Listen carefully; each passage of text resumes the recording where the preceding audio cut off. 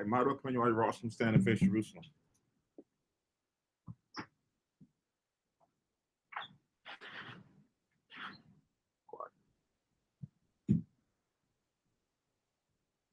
Blessing of the Sabbath.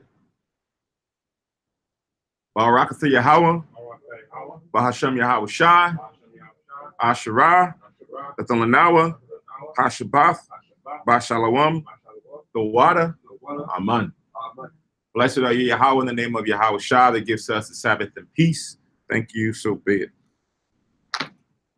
The Ha'ayim Ma'ad Asherayim Akkad, Psalms 121.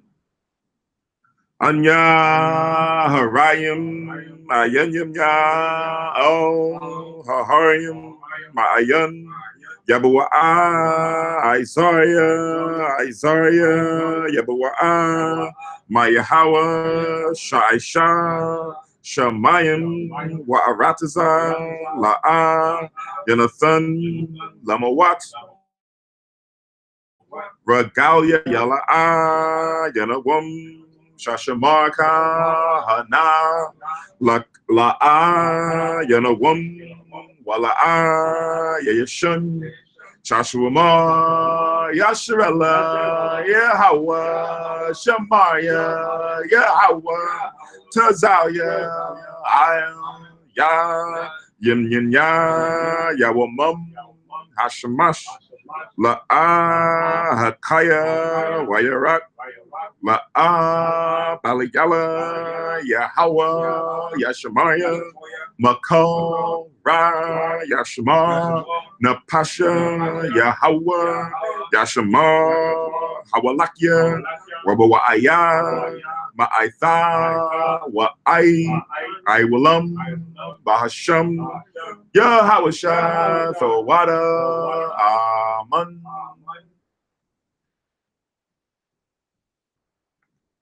Psalm 121.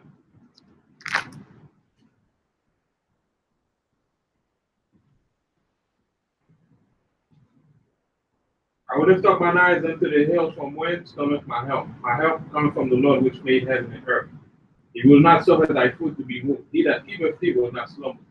Behold, he that keepeth Israel shall neither slumber nor sleep. The Lord is thy keeper. The Lord is thy shade upon thy right hand. The sun shall not smite thee by day, nor the moon by night. The Lord shall preserve thee from all evil. He shall preserve thy soul. The Lord shall preserve thy going out and thy coming in from this time forth even forevermore. Amen. Shema Yashrela, Hill Israel. Shema Yashrela, Yahweh, Allah Hayanawa, Yahweh, Chad, Shema Yashrela, Yahweh, Allah Hayanawa, Yahweh, Chad, Shema Yashrela, Yahweh, Allah Hayanawa, Yahweh, Chad. Deuteronomy 6:4. Hear, Israel, the Lord our Father is one Lord. Amen. Tapla Yahweh, the Lord's Prayer.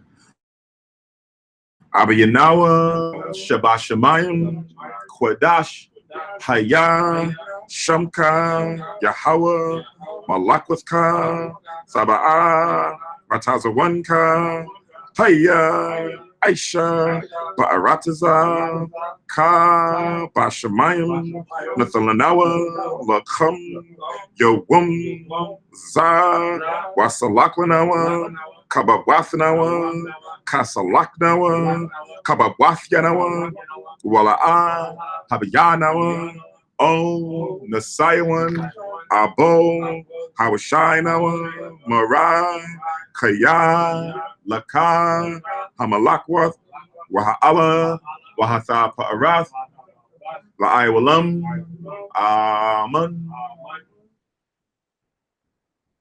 Matthew 6 and 9. After this manner, therefore, pray ye our Father which art in heaven, hallowed be thy name, thy kingdom come, thy will be done in earth as it is in heaven. Give us this day our daily bread, and forgive us our debts, so we forgive our debtors. And lead us not into temptation, but deliver us from evil. For thine is the kingdom, and the power, and the glory forever. Amen. Amen. Ha'ashara Matazawaf, the 10 Commandments. La'ah, Yahaya, Lakah, Alahayim, Alkarim, Alpanya, La'ah, Ta'isha, Lakah, Paso, Wala'ah, Ta'ibadam, La'ah, Talakwaka, Shamwa, Yahweh, Alahayaka, Lashua, Zakar, Ath, Hayawum, Hashabath, La Kodashwa, Kabad, Abiyaka, Wa'amaka, La'ah, Taratazak, La'ah, Thana'at, La'ah, Thaganab, La'ah, Ta'aina, Shakur, La'ah, Thakamad, Ko, Asherah, Lara'ayaka, Aman. Exodus 20 and 2. I am the Lord thy Father, which have brought thee out of the land of Egypt, out of the house of bondage. Thou shalt have no other gods before me. Thou shalt not make unto thee any graven image or any likeness of anything that is in heaven above, or that is in the earth beneath, or that is in the water under the earth. Thou shalt not bow down thyself to them, nor serve them. For I, the Lord thy Father, am a jealous Father, visiting the iniquity of the fathers upon the children unto the third and fourth generation of them that hate, and showing mercy unto thousands of them that love me and keep my commandments. Thou shalt not take the name of the Lord thy Father in vain, for the Lord will not hold him guiltless that taketh his name in vain. Remember the Sabbath day to keep it holy. 6 days shalt thou labor and do all thy work, but the seventh day is the Sabbath of the Lord thy power. In it thou shalt not do any work, thou, nor thy son, nor thy daughter, thy manservant, nor thy maidservant, nor thy cattle, nor thy stranger that is within thy gates. For in 6 days the Lord made heaven and earth, the sea, and all that in them is, and rested the seventh day. Wherefore the Lord blessed the Sabbath day and hallowed it. Honor thy father and thy mother, that days may be long upon the land which the Lord thy Father giveth thee. Thou shalt not kill, thou shalt not commit adultery, thou shalt not steal, thou shalt not bear false witness against thy neighbor. Thou shalt not covet thy neighbor's house, thou shalt not covet thy neighbor's wife, nor his manservant, nor his maidservant, nor his ox, nor his ass, nor anything that is thy neighbor's. Aman. Shabbat be said.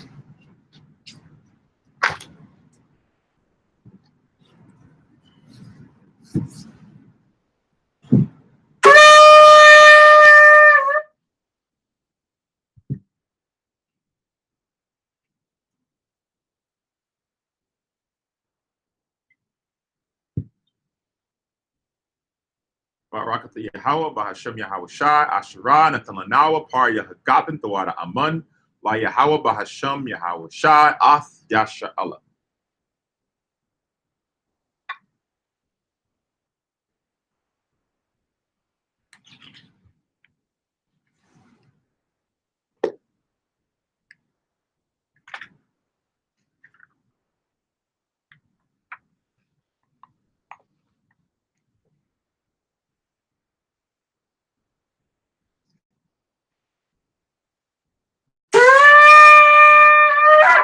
All right, my God, upon you while Jerusalem, stand and face Jerusalem.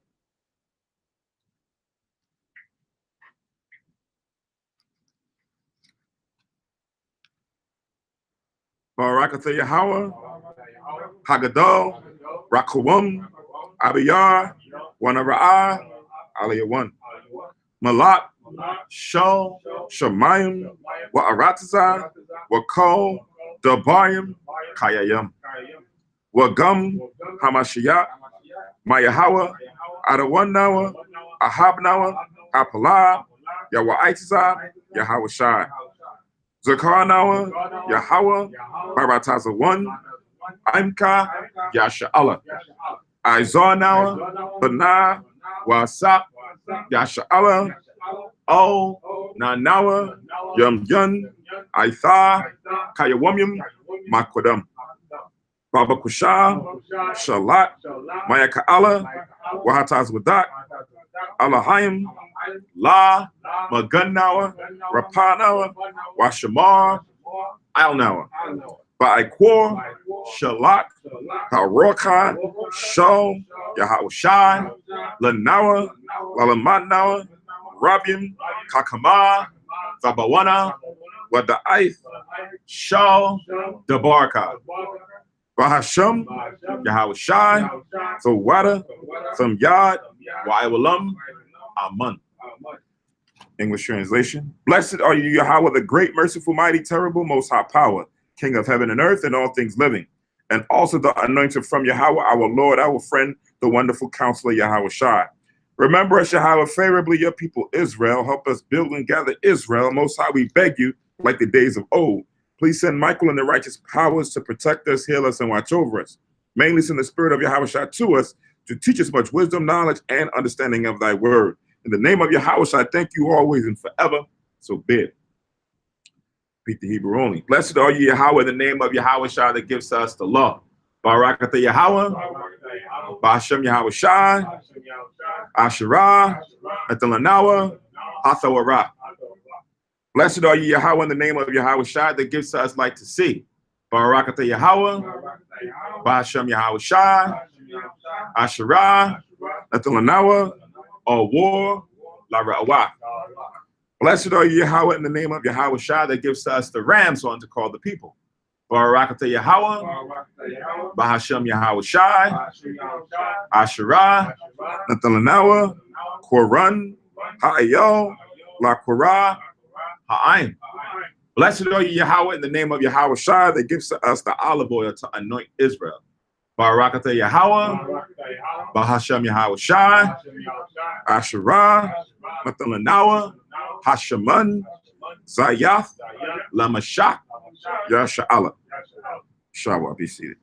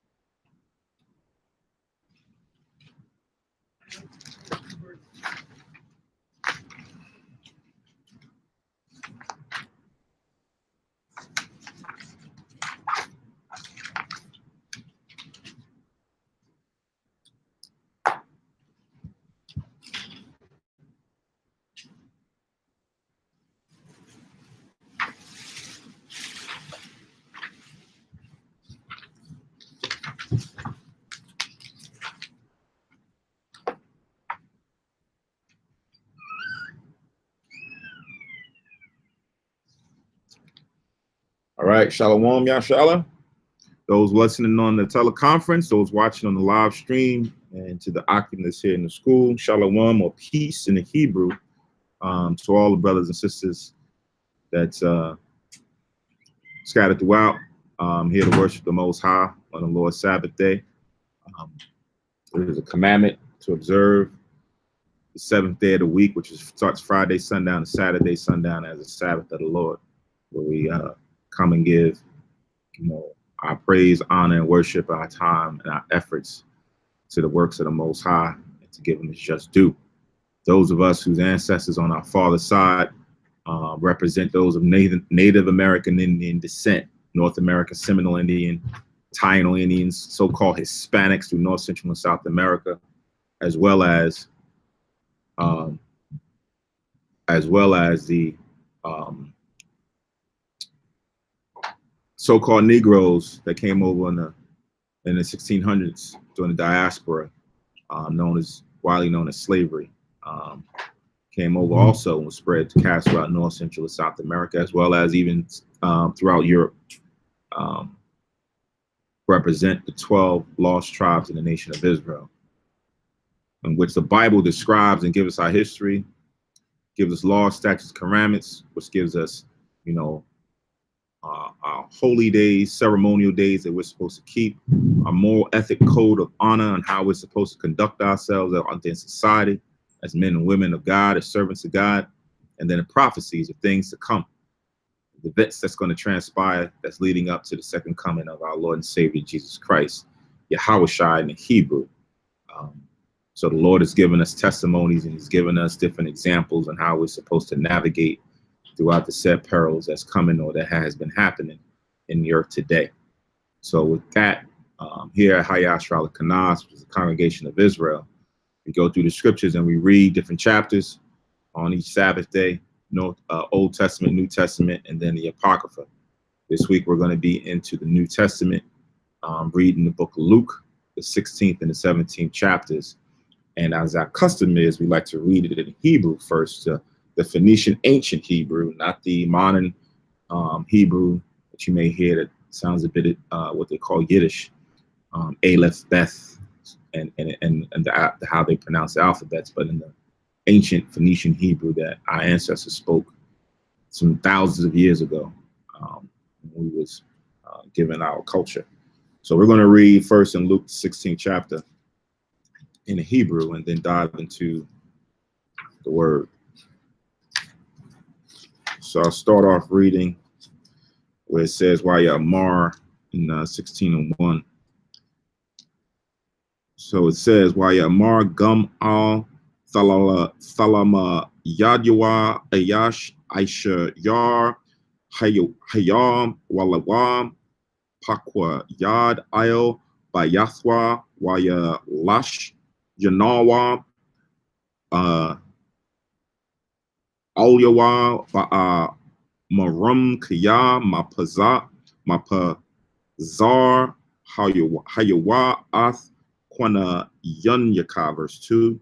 Waya kora athwa waya amar alyawa ma za'ath shemaithia alyaka thun ka shabwan pakwayatka kaya la'ath awa ko laha yawath Iwad Pakwayad Waya Amar Hakpa Kwayad Balabwa Ma Shah Kaya Salah. Oh, this is verse 3. Salah. Let's start from verse 3 again. Waya Amar Hapakwayad Balabwa Ma Shah Kaya Yakak Adunya Mamanya Ath Hapa Kwadar La Aidar La Aya Salak Awa Ko Wala Sha'ol Ayo Hapa Thakyam Anasha Bawash, verse 4. Yadaithia Ma Asha Lama Ain Ya Sap Wanaya O Bathyaham Ba'aith our Sar Mapa Quadthia, verse 5. Wayakwara all ko Ayash Ashara Nasha Baham Adanyawa Wa Sha'o Ath Hara Ashwan Kama Athar Ka Khiyab La Adanya, verse 6. Waya Amar Ma'ath Bathya Shaman Waya Amar Olyawa Kwak Ath Shatarka Wamahar Shab Waka Thabtha Kamashim Wa'ol Akar Amar Kama Atha Khayab Waya Amar Ma'ath Kar Sakyam Salak Katyam Waya Amar Kwak Ath Shatarka Waka Thab Shamanyam, verse 8. Waya Shabak the one ath pakwa yad ha'aiwala, ayo ashra ha'aryam, la aishwath kaya bunya ha'aiwa lum, hazah ira wumyam hum bad warum ma bunyam, it's like ma bunyam ha'a war. Verse 9. Wagum anya amar lakam habyam ba mumwan ha'aiwala lama ayo ba'aith kalathwa ya sapwa athkam al masha kanwath aiwalam. Verse 10. Hana aman bama ait maza air na man gum baha rabah waha ma'ai law wall bama ait mazair ma'ai wall gum bahara ba. Verse 11. Lakan ba mumwa ha'ai wala al salak la'a hayaya thum na'a munyam ath ha'a math ya maya yapakwa yad bayadkam. Verse 12. Wa bada bar ashara la akarium la hayathum na munyam ath ashara lakam maya yathun lakam. Verse 13. Ayun ibad ashara yawako la ibad shunya adunyam kaya yasha na ath ha'akad waya hab ath ha'akar or yada bak ba'akad wa ath ha'akar yaba za la'a thawa kowa ibad ath ha'alahayim wa ath hama selak hamumwan. Verse 14. Wayesha maiwa kol za'ath gum hapa washim ashraham ahabya chasap waya la eg, so like waya la aigwa lawa. Verse 15. Waya amar olyahum athum hum hama taza tadakyum la punya ha'adam wa ha'alahayim yawadai ath lababkam kaya haga ba adam thawa I ba hawa'a la punya ha'alahayim. Verse 16. Hatha wara waha nabayayim aid yawa kanan waman az wahala all bashawa rath malakwath ha'alahayim wako ayash bakaza ka yabawa'a baha. Verse 17. Labo nakwo kaya ya ibarwa hashamayim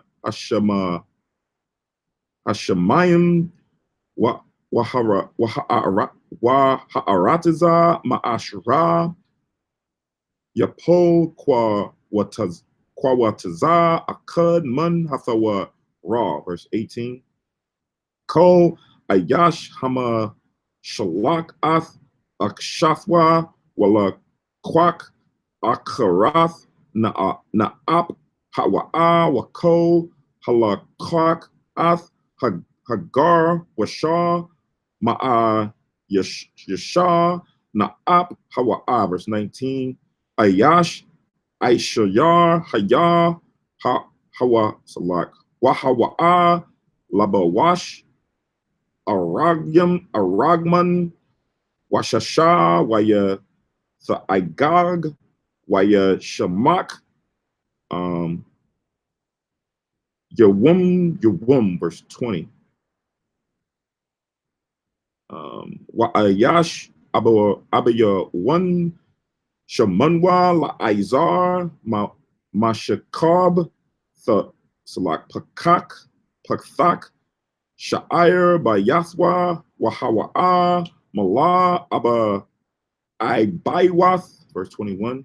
Wayatha Wayathawa la shabai mun hapa rawarium hana polium ma'il sholkun ha'ai shiyar wagum haka labium ba'awa waya lakwa aba I baiwath yawa. Verse 22. Waya hayawa. So like waya haya ka'ashira math ha'abaya one waya wabo ayo yabya hama la'akim o kayak aba raham waya math gum ha'aisha yar waya kwabar. Verse 23. Waba ha yawaswa bama ka'abwath basha wo waya sha'ath ayun yawa. So like ayun yawa waya ra'ath aba raham marakawak wa'ath la'izar baka yakwa. Verse 24. Waya taza aik waya amar abaya abaraham kananya washa lak na'ath la'izar waya tabo ath kortazar aba salak ataza baiwa bash bama yum lama ain korar ath lasha wanya kaya I na yathyawa ana yathyawa. So like ana yathya bama wakwad hazaa or hazah. Verse 25. Waya amor abaraham bunya zakar kaya lakwa kath to wabka bahagyaka wagum la izar la kwak ath haraiwath wa I tha hawa'a yana kam wa tha taza salak tazak salak tha tazat ire. Verse 26. Wamala bad ko za'ath shawa ka gadawala mapa sakwath ba yunyanawa maba yunyakam lapa lathya yala salak yawa kawa aibwar haka potassium lalakath pa oyakam walaba lathya ya ibarwa mashum Olyanawa. Verse 27. Waya amar kan abiya sha'o anya ma'athka kaya thasha lak athwa o bayath abiya. Verse 28. Kaya yash laya kama sha akim lama ain ya ayad baham pun yaba awa gum hum o makwum hama I tazaba hazah. Verse 29. Waya amar aba raham yash laham masha wahana ba yayim alyaham yasha maiwan. Verse 30. Waya amar o kan abaya aba raham ak lako alahayim. So like Olyahum, Akkad, Man, Ha, Mathiam, Az, Yasha, Wabwa. Verse 31, last verse. Why Amar, Olyawa, La'a, Yasha, Maiwa, O, Masha, Wa, O, Hanaba, Yayim, Gum, Kaya, Yakwum, Akkad, Man, Hamathiam, O, Yunwa. All right. So that's Luke 16 in the Hebrew.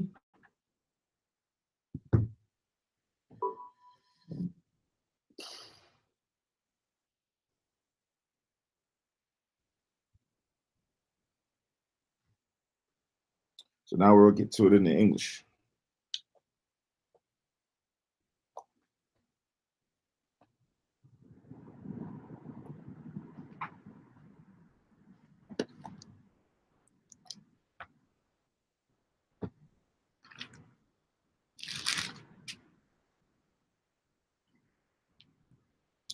So this is Luke 16:1. It says, and he said unto his disciples, there was a certain rich man, which was a steward. Salak, I'll read it again. And he said also unto his disciples, there was a certain rich man which had a steward, and the same was accused unto him that he wasted his goods. Right. So this is a parable now about Yahushua was given about there's a rich man who has a steward. Steward is someone who takes care of the affairs of his master or a lord or someone, you know, who's hired him. Right.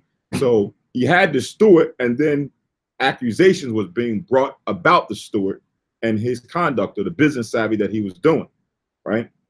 So I read again, and there was a certain, and he said unto his disciples, there was a certain rich man which had a steward, and the same was accused unto him that he had wasted his goods. And he called him and said unto him, how is it that I hear this of thee? Give an account of thy stewardship, for thou mayest be no longer steward. Right. So now he's now going and bringing them in for a conversation. It's like, look, I'm hearing this stuff about you. What's going on? Explain it. Like, give me your account. I want to hear what you got to say. But keep in mind, your job going to be taken away from you. Right. It says, for thou mayest be no longer steward. Right. So now he has to give account of everything that he's been doing for this rich man. Right. And as a steward, he has to go bring the paperwork, get the receipts, and clear up all his things. And then after he's done, then he's no longer going to be a steward. So he's telling him he's going to let him go from his, or release him from his job, but it's not immediate, right? Sometimes when you go to work, they'll give you a 2-week notice, like saying, look, you know what I mean, your work has been poor, it's been lacking, you've been late a lot. You know, I'm hearing people saying that you're taking supplies, you're doing this, you're doing that, and we're going to have to let you go. So we're giving you 2 weeks, and then, you know, you're going to have to be on your way.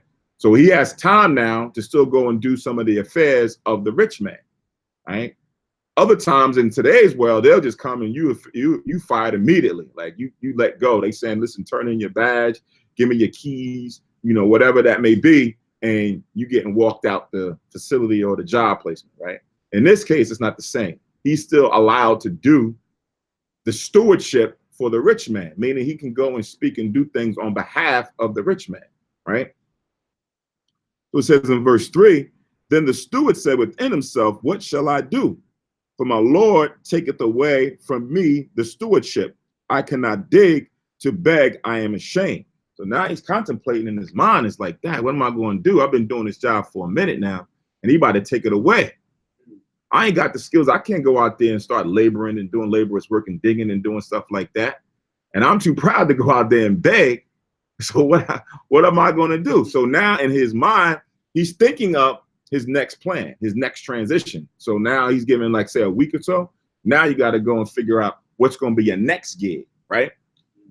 So he says in verse 4, I am resolved what to do, that when I am put out of the stewardship, they may receive me into their houses, right? So he's like, all right, I'm coming up with a thought now, right? When I am, so that lets you know that when the rich man said he was going to relieve him of his stewardship, it wasn't immediate, because he's now saying, when I am relieved, they're going to go out there and receive me into their houses. So he's contemplating or devising a way, a scheme to be able to get himself set up after he's now relieved of his duties.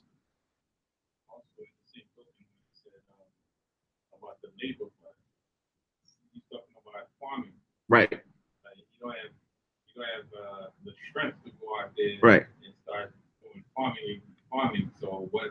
Yeah, he can't go out there and do laborer's work. He can't go out there and start digging in the ground. Like when Yahushua was talking about the fig tree, and they would say the fig tree ain't gonna yield no fruit. Then in the parable, they say, okay, let's go dig, right? To go do laborer's work with digging around the fig tree to go and plant it and see if it'll yield up its fruit. So he's like, I can't go do that stuff, man. Right? I ain't built for that. And what's the next best thing? If I can't work, then I gotta go panhandle. I gotta go start asking for money. Yeah. I can't do that either. Yeah, he can't go out there. I can't go out there. Me? He can't beg. Not me who is a steward for the rich man. Now I'm gonna go out there and beg for them or from them. I can't do that. Right? Or just be out there begging, just as a beggar. Right. So now he's conjured up a way or device or scheme to set himself up. So I'm reading verse 4 again. I am resolved what to do, that when I am put out of the stewardship, they may receive me into their houses, meaning people are going to be willing to bring him in and take care of him, right? So how are they going to do this? Like, how is he going to be able to get them to get in his favor when he's a steward for the rich man and he's supposed to be going out there conducting the business for the rich man from them? So let's see what he does. Verse 5. So he called every one of his Lord's debtors unto him and said unto the first, how much owest thou unto my Lord? So now everybody that owe his boss money, he's like, all right, I'm going to get favor from them, right? So I know I'm knocking on the door and I'm coming like, hey, listen, I know you owe some money, right? It's like a bill collector, a tax collector, or a publican, right? I know you owe money. Like, how much you owe? Person like, oh, man, here you go again, right? You got the right to do that? Yeah, because he's a steward. That's his position. He's working for the rich man. The rich man has debt that's out there from a lot of people. So he sends him out there to go handle the affairs. But prior to doing this, he wasn't handling no affairs, right? So now accusation came back to him that he was mismanaging whatever the boss or his rich man needed him to do. So he's about to be taken away from his position. So now he's trying to go set himself up afterwards. So he goes to them and he said, look, I know you owe some money. How much you owe? And it says, verse 6, and he said, 100 measures of oil. And he said unto him, take thy bill and sit down quickly and write 50, right? So now this is used, it seems like this is done on the up and up, on word of mouth, or, you know, through a bartering system. So he's like, all right, well, how much you owe? I owe 100 barrels of oil. Right. He's like, all right, get a piece of paper, right on here that what you owed, it was $50, 50 measures of oil, 50, whatever the portion was.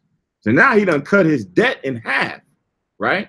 So it's like, oh snap, this guy just did me a solid. He just looked me out, right? And when somebody looks you out, you're inclined sometimes to want to return the favor. You're inclined to keep that in mind and pay it forward, or when the turn comes around, you'll look him out, right? So this is the scheme that the steward has come up with to get in favor with other people. So when he's put out of his position and he can't work, he can't beg, that people will be willing to go and do certain things for him. Now, keep in mind, we read this in the Apocrypha. Maybe in the Apocrypha in the book of Tobit, what happened with Tobit? When Tobit couldn't work. Oh, yeah, he did the same thing. Yeah. Huh? But what happened with Tobit when he couldn't work? I'm going to read this. Tobit chapter 2. You hit out. Tobit chapter 2, and I'm going to start at 12. Remember, Tobit couldn't work, so who went to go work? His wife. His wife went to go work. So now his wife is working because her husband now can't work. Right. So it says, but remember, Tobit was a righteous man doing a lot of good deeds for Israel, burying them in and so forth and so on. So he built up a good name. So now his wife started working. It says in Tobit 2 and 12, and when she had sent them home to the owners, they paid her wages and gave her also beside a kid.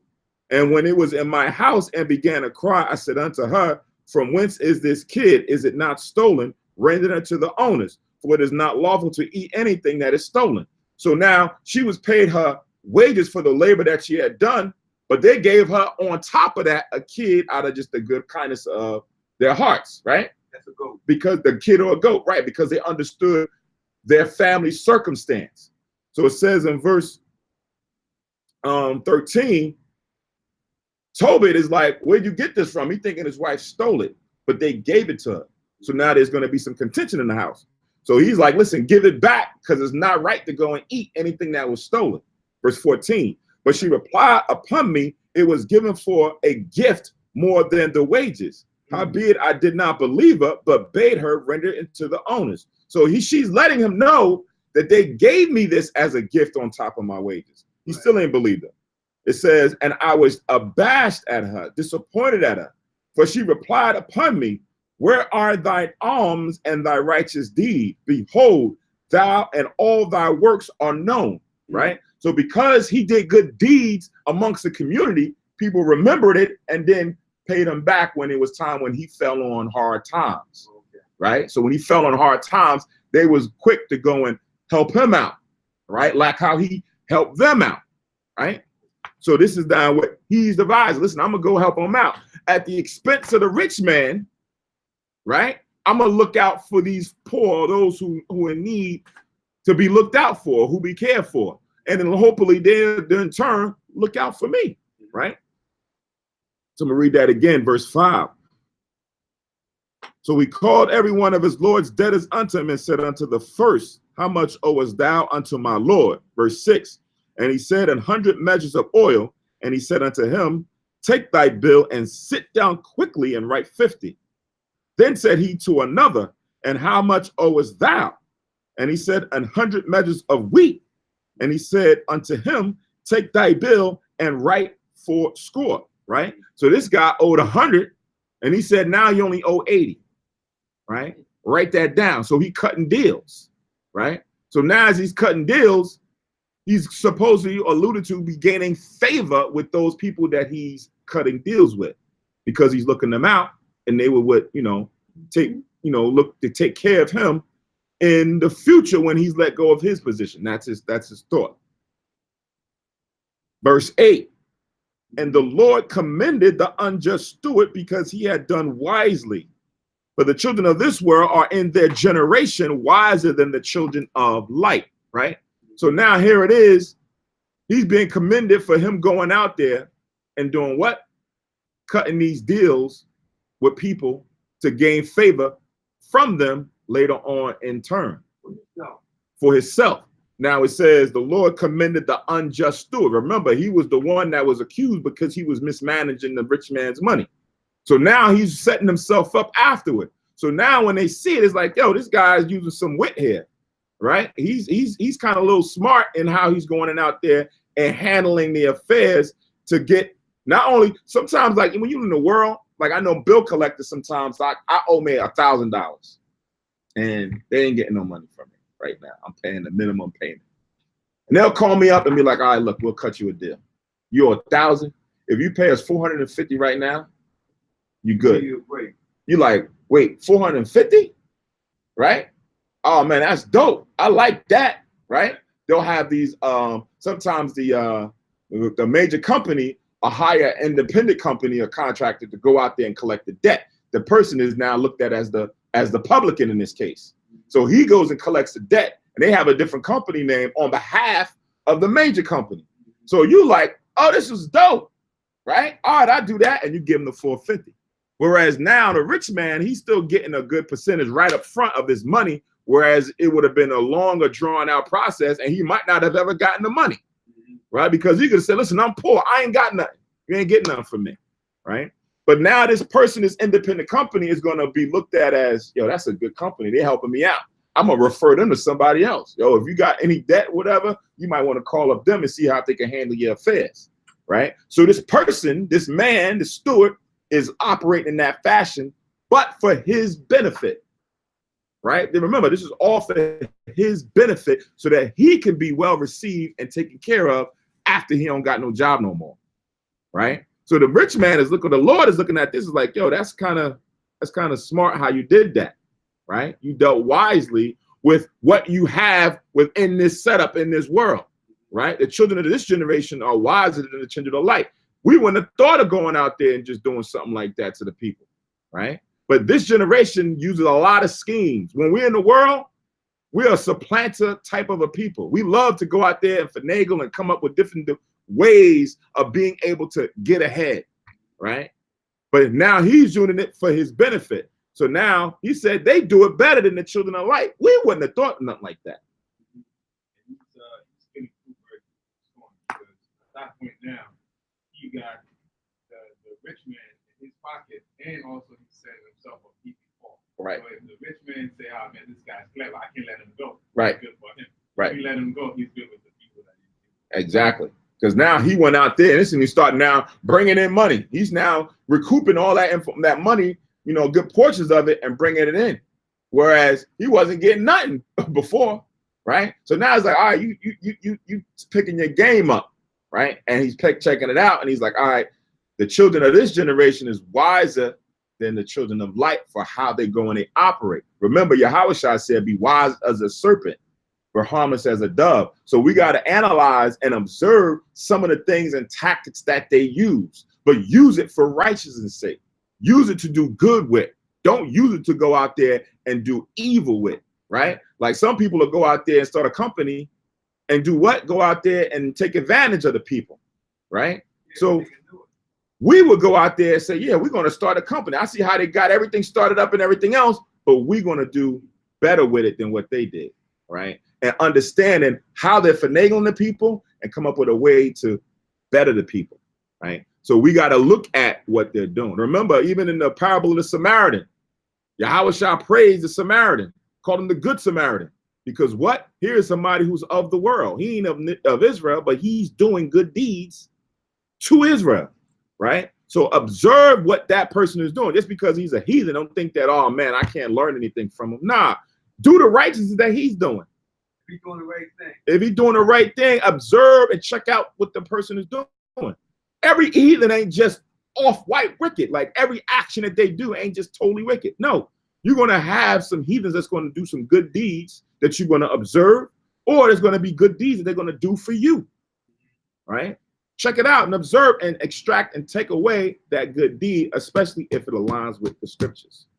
Right. And also that scripture that says, in righteousness, everyone should seek the Lord as well. Right. That's Corinthians. Yeah, the good thing about that is, even if you use that in righteousness, you start a company. If you're looking to better other people, eventually your company is going to flourish because you want to put people in a better position with your product or service.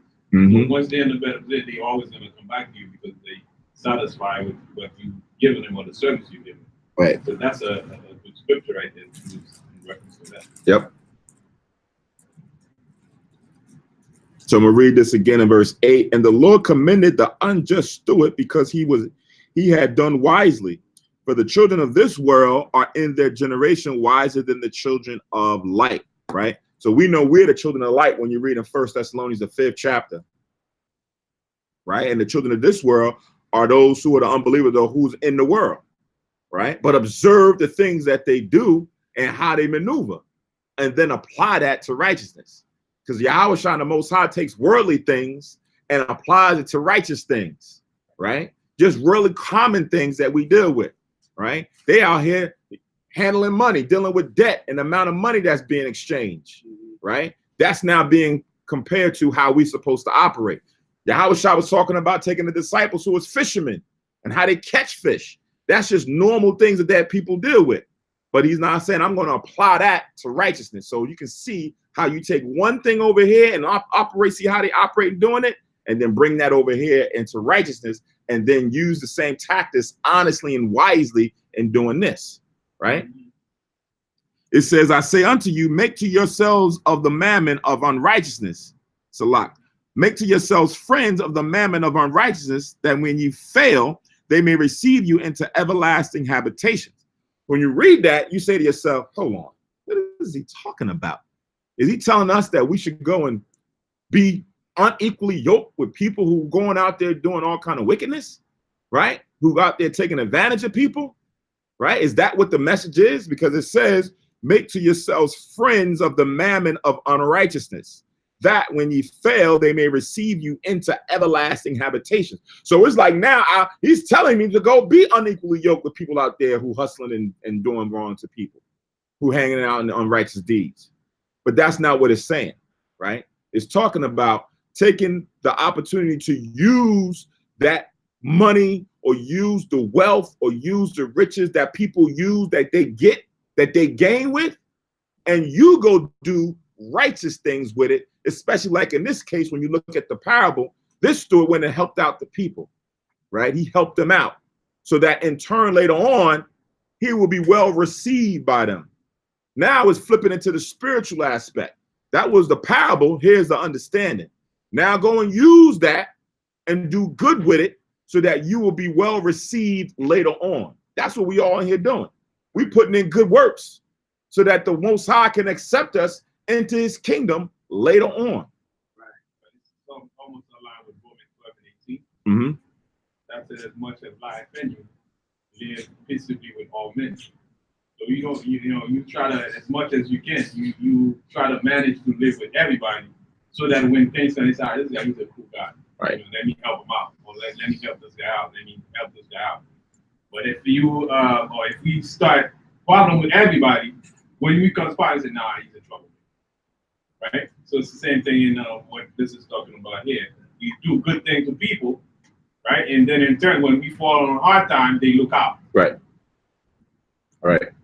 So that was the power was made in a carnal form, but now we're doing it in the spiritual form, right?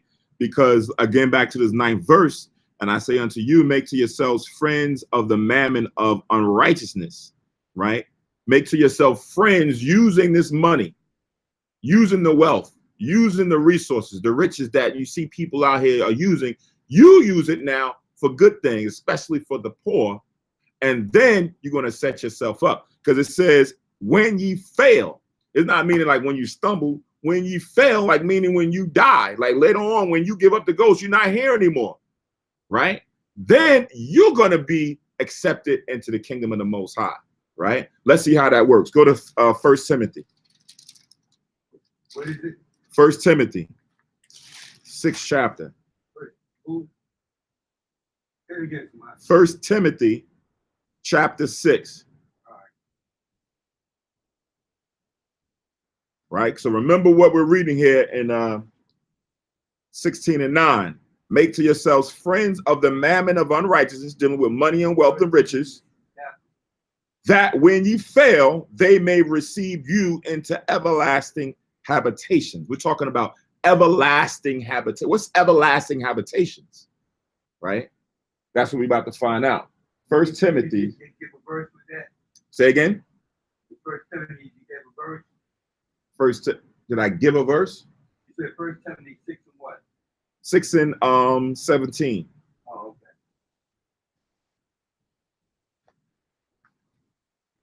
All right. So 1 Timothy 6 and 17, it says, charge them that are rich in this world.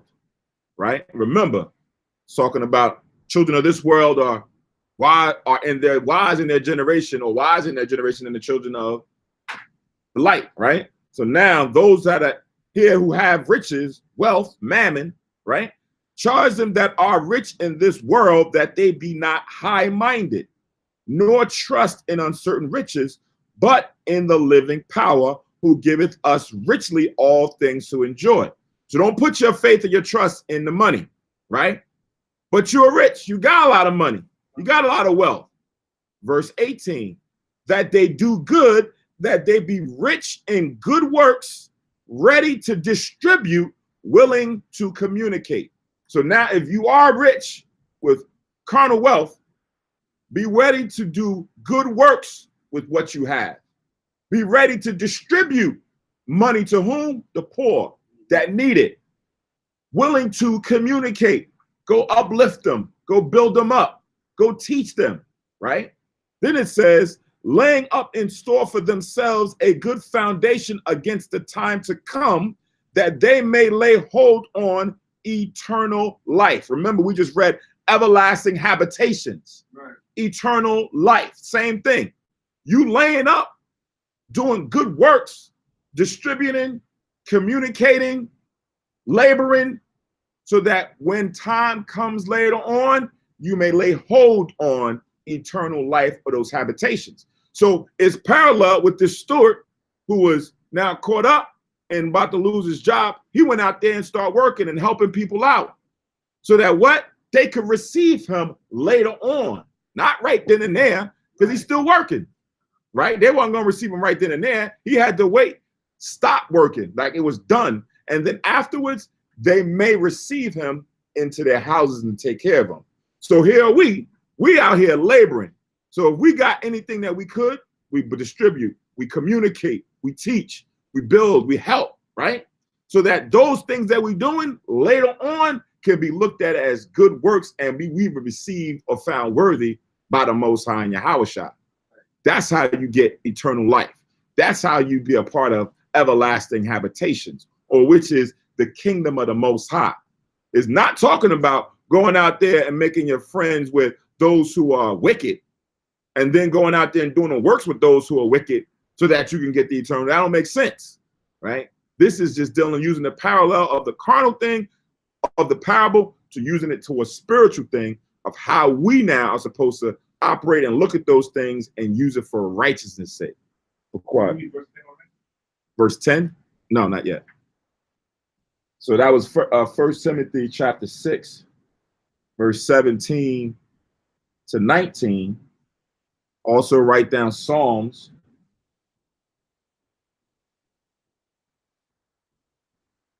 Write down Psalms 12:1 and 41:1.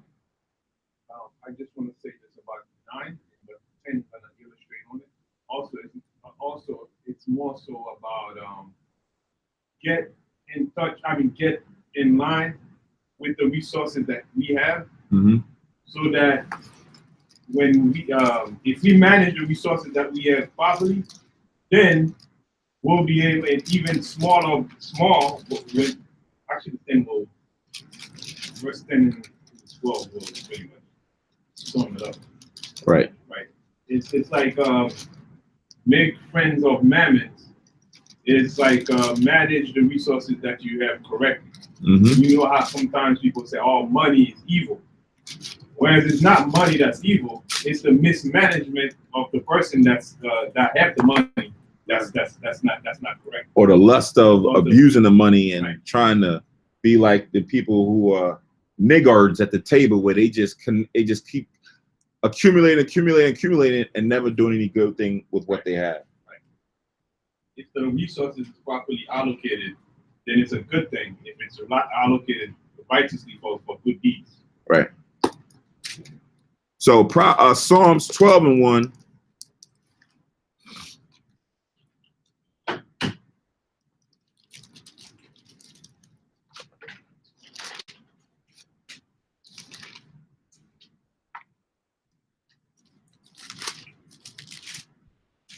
Psalms 12:1 says, "Help, Lord, for the godly man cease." Salak, this is not the one I wanted.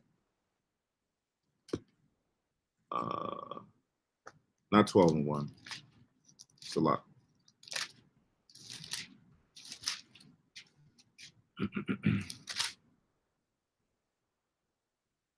41:1.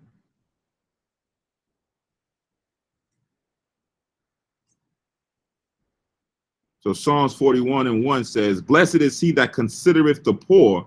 The Lord will deliver him in time of trouble," right? So you always want to consider the poor. So in this case, this person, even though it's for the benefit of himself, like Pakwa was saying, he was killing 2 birds at 1 stone. He now was looking out for them to say, look, I'm going to show favor to them so that hopefully later on, they'll show favor to me, right? And in this case, we're always supposed to go out there and look out for the poor. We're always supposed to consider their plight and try to be able to help them, uplift them, or do certain things that we need to do to help put them in a good charge, right?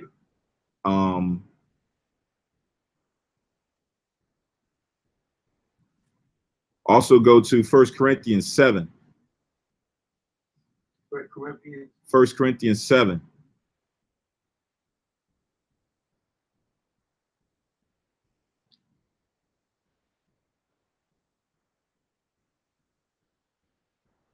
And what? 31.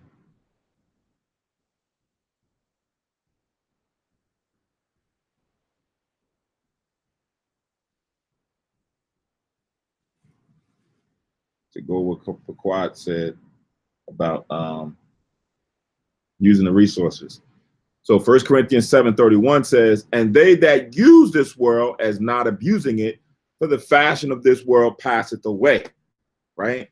So you're going to use this world. You're going to use the resources and the things that's in it, but don't abuse it, right? Don't take advantage of it to an extent that it causes you to go off, that it causes you to now start mismanaging the Most High's affairs, right? Use it because these things are going to go away, and if you so entrapped or entangled in it, you're going to fall with it, right?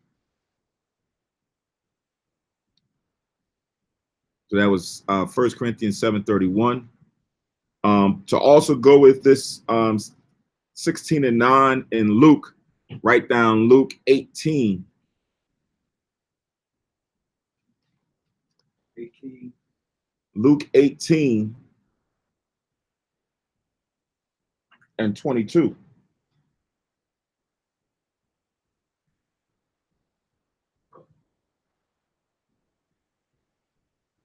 It says, now when Yahushua heard these things, he said unto him, yet lackest thou one thing. Sell all thou hast and distribute unto the poor, and thou shalt have treasure in heaven, and come follow me. Right?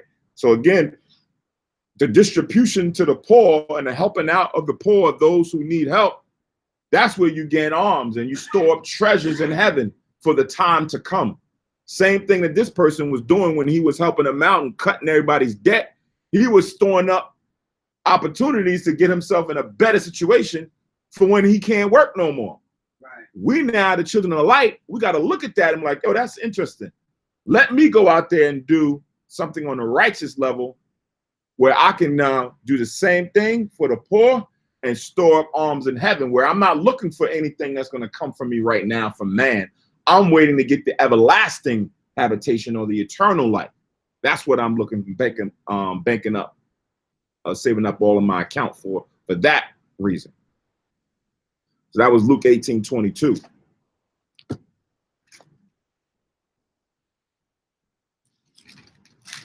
So now back in Luke 16 and verse 10 now. Fun.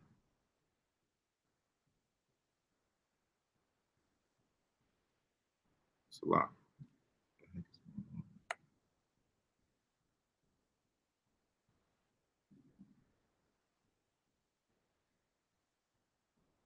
All right. So Luke 16 and 10, it says, he that is faithful in that which is least is faithful also in much. And he that is unjust in the least is unjust also in much. So when you're given even the smallest thing and you're faithful and you're doing all that you are necessarily, tasked to do, you're going to be faithful in a whole bunch of stuff, right? If all your job was to just make sure that the mirrors is clean, and every week, every day, you got the mirrors spotless, right? That person that's watching you is going to say, oh, man, I see the worth ethic in this person. I'm going to give him much more tasks, as opposed to someone who is unfaithful in a little bit and he ain't going to do anything with if I gave him a lot. That's just how the character is. So that's like an employer who has a job or a business and he got 10 people in there. 3 people is going to usually be overworked, because those 3 people, they get the job done. They get a task, they knock it out. Get a task, they knock it out. But the other 7, they got a task, man, they take them about a month to get that done. So the employer ain't going to be obligated to give them more, because his business is going to suffer because they too slow to the draw. They ain't going out and doing what they need to do. Those over there, they are. So they're going to be more inclined to get more work.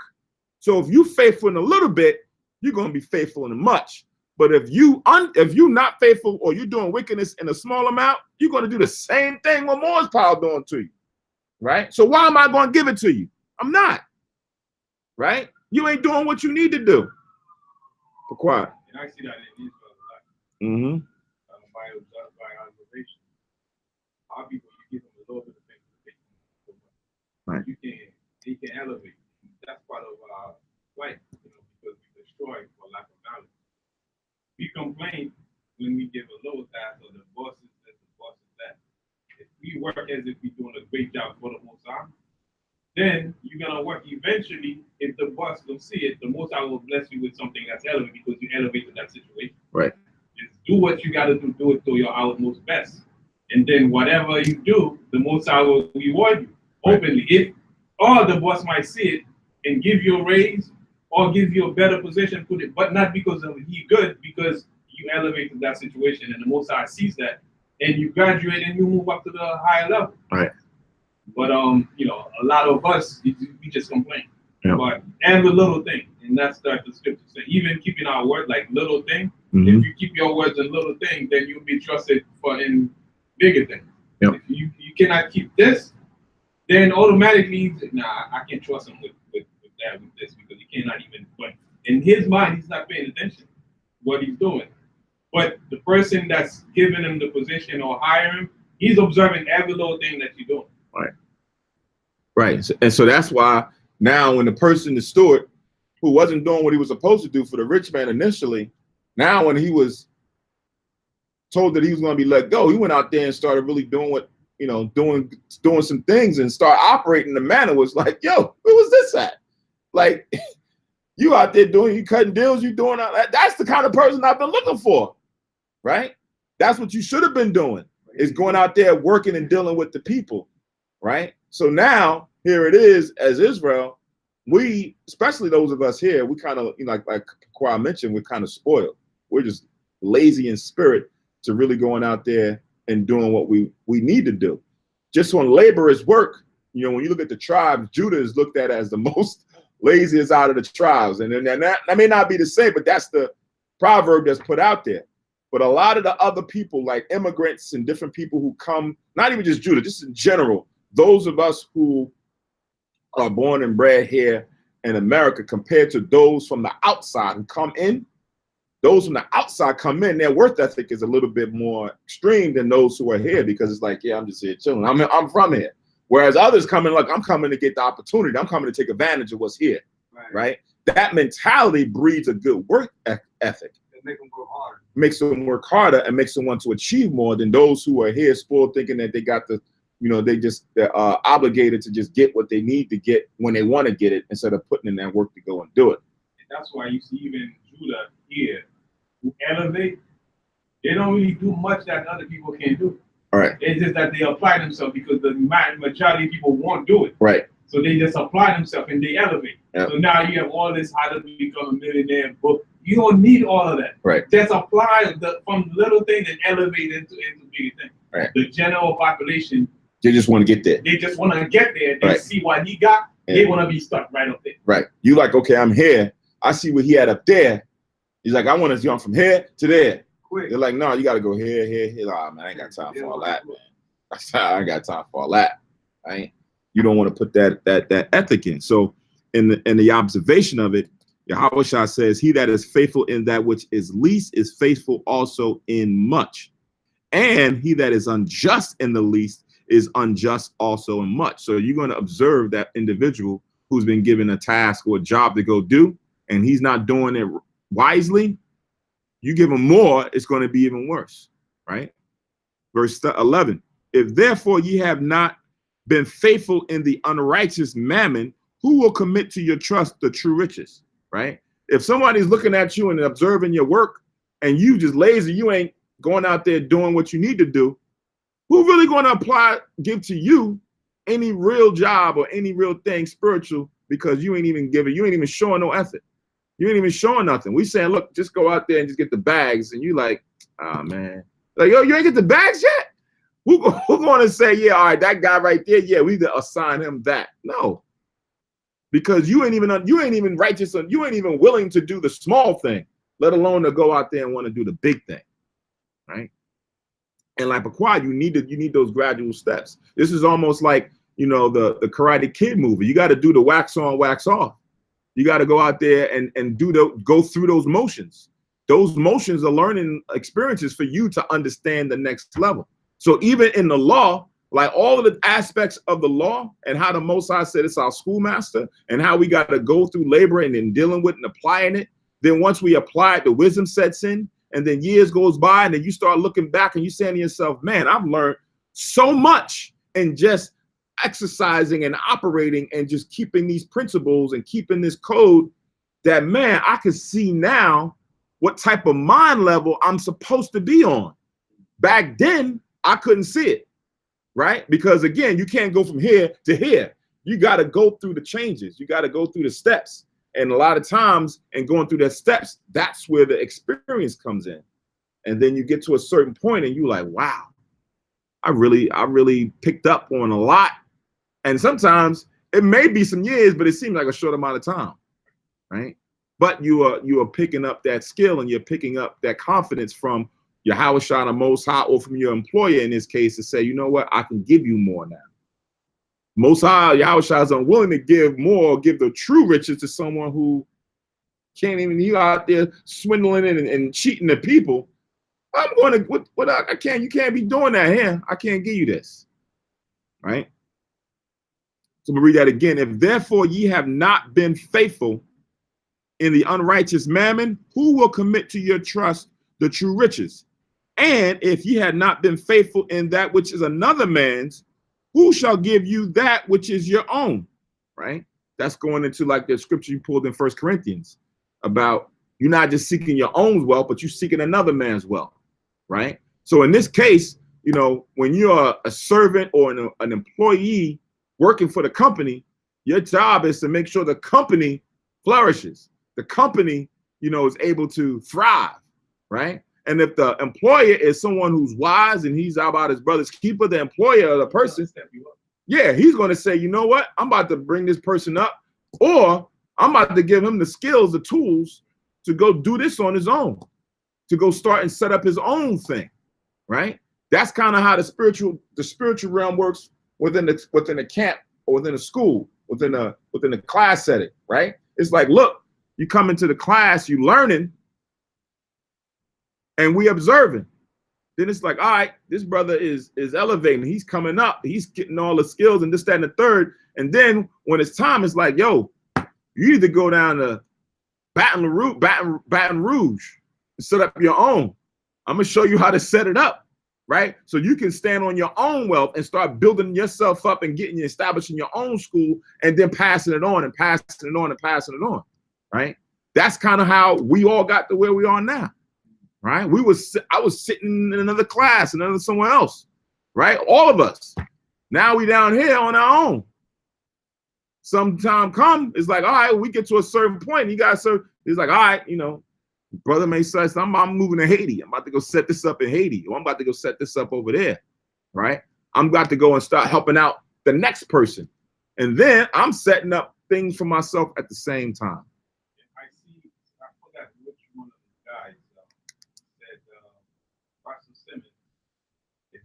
That set him up, show him the book and show him how to become who he is as far as his business and everything.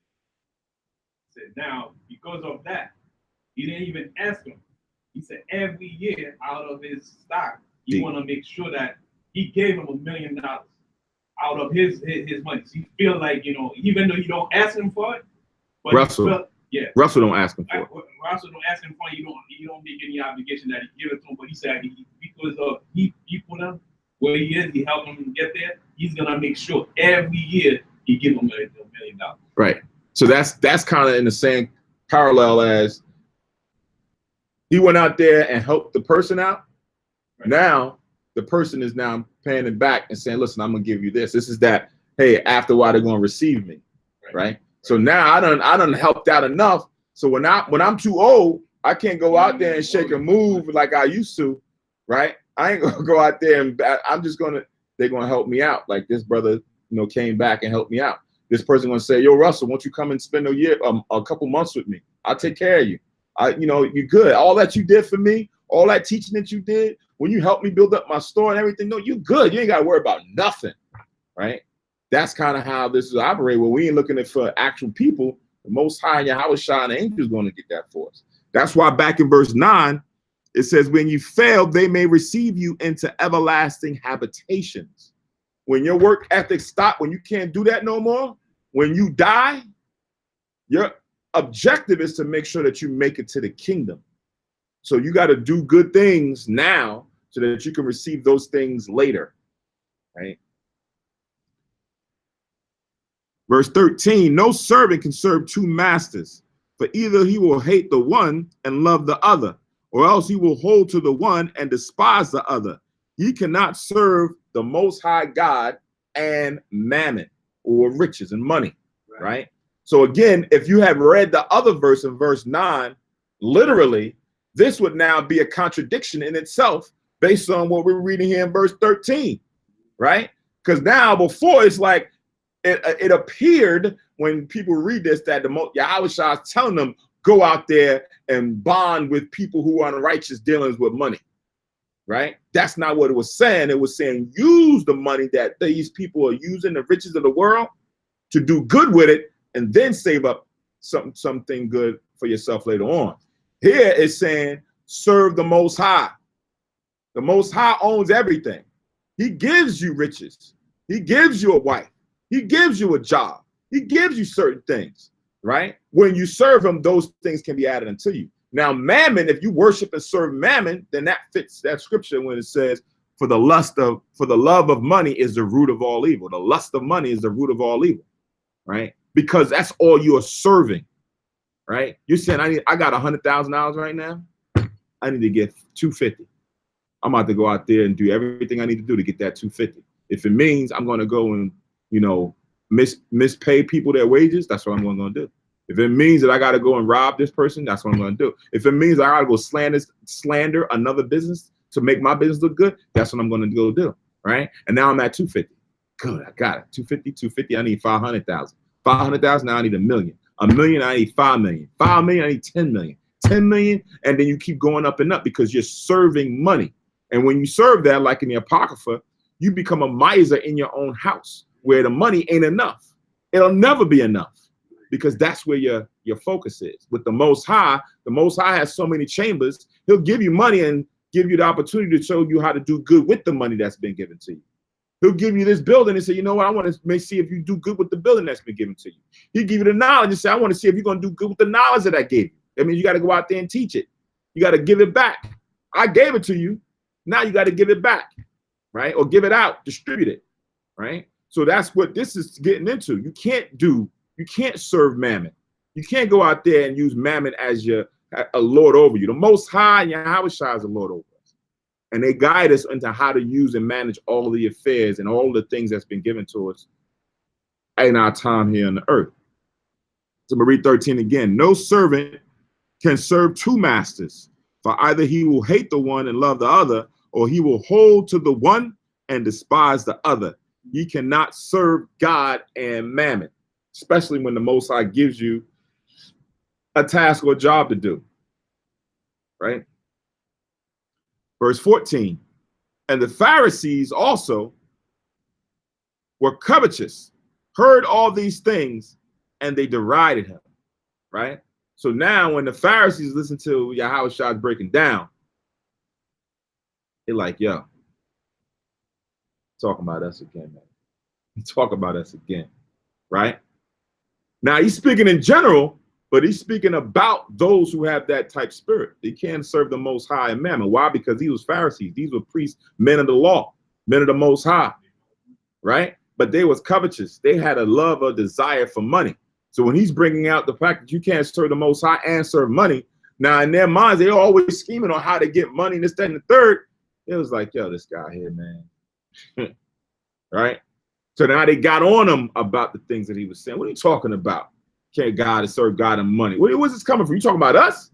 Because of what? Because we went and set this thing up over here? Come on now. So now they're getting on him about him bringing this out, about the parallel of how stewards supposed to operate or servants supposed to operate in doing good things, being faithful in what's been given to them, compared to those like the Pharisees who've been given this position, but they ain't been doing what they need to do, right? So they're the ones who have been unfaithful in the least, unfaithful in much, and ain't been doing what they needed to do with the Most High. They're covetous. They're about mammon. They needed to go and take those riches and money and do good things with them, but they hadn't done that. They was covetous. They wanted it all for themselves. They wanted the adoration of people for themselves, to big themselves up. It's the same way when we talk about money, and people who don't understand what we're saying, they say, "See, that's why you book. Right. That's how you book. That's why I'm rich. You book." Right. But they don't understand the whole concept of what we're trying to explain, how money should be used. Right. So they were making fun of Yahweh Shai. Yahweh Shai was saying that. Right. Exactly. It's like we as Israel, sometimes we've been taught and just haven't gotten that concept of building up within ourselves, our communities, we don't have that concept, because when you go look at, you know, the other ones, you go look at the other nations, you go look at Amalek. You know, I go through some of Amalek's neighborhoods, and you like, wow, right? Everybody is being able to partake and enjoy the surroundings and the things that they have built up for themselves. You go to Chinatown, you go to certain areas, they build up for themselves and make sure that everybody is welcome and it's something for them. We don't think that way. It's like, you go out there and I'm going to get for me, and that's it.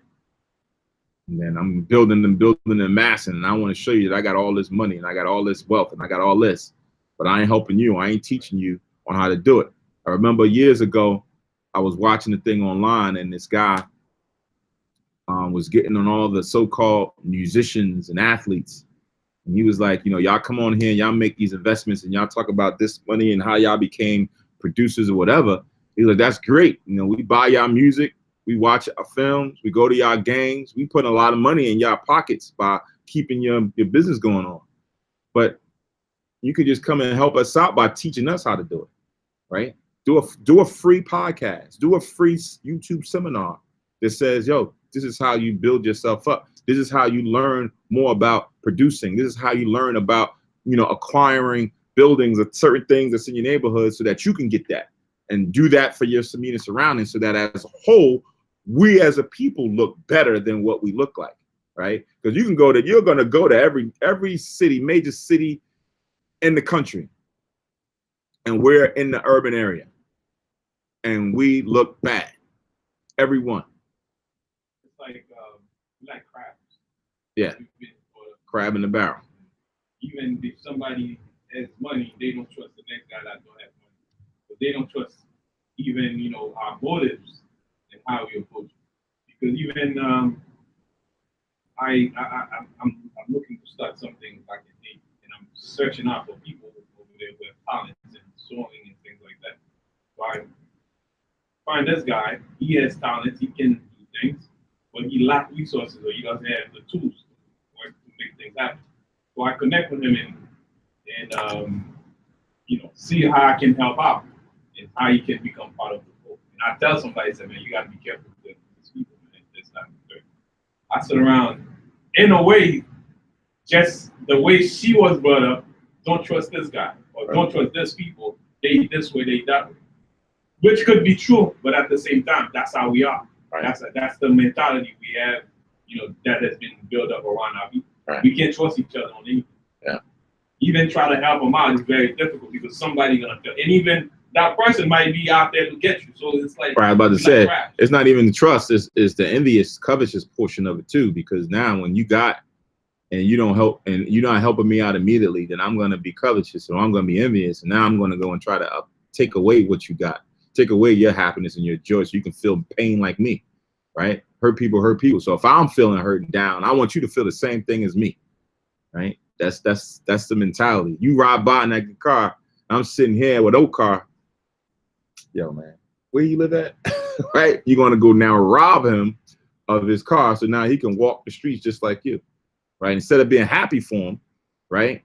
And then, you know, say, you know, that's a nice looking car, you know, and then the brother also being a little bit, you know, compassionate to his people, like, you know what? Yeah, man, you could do the same thing too. What are you doing? You gotta, you able? You got any skills? You know what I mean? I could try to hook you up with somebody else who does the skills that you do, and then now you're in a better situation. That type of camaraderie, and we don't do it often, right? So back in Luke 16, I'm gonna read verse 14 again. It says, and the Pharisees also, who were covetous, heard all these things, and they derided him. And he said unto them, you are they which justify yourselves before men, but God knoweth your hearts. For that which is highly esteemed among men is an abomination in the sight of God, right? So that's what Yahushua now responded to them after they derided him, right? They knew, or he knew, that their spirit was not right in how they manage or maintain their position, right? They weren't humble individuals, right? They were prideful people. They wanted to be seen and be admired and be, talked about and disregard. They wanted to bring in the money, like how you see in the mega churches, getting money brought in from people because they was covetous. So Yahushua spoke on it and says, you are they which justify yourselves before men. You can't do no wrong. You're the holiest of the holy in front of the eyes of men. But the Lord sees your hearts. The Lord knoweth your hearts, for that which is highly esteemed among men is an abomination in the sight of God. The thing that you esteem carnally, Most High don't like that, right? So you can write down Matthew 6.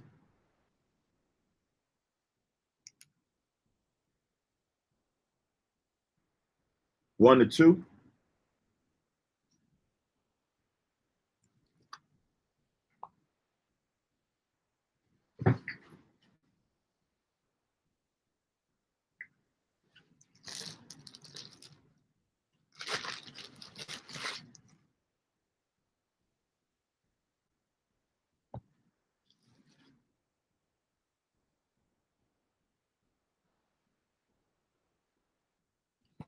So Matthew 6:1 says, take heed that you do not your alms or your righteousness before men to be seen of them.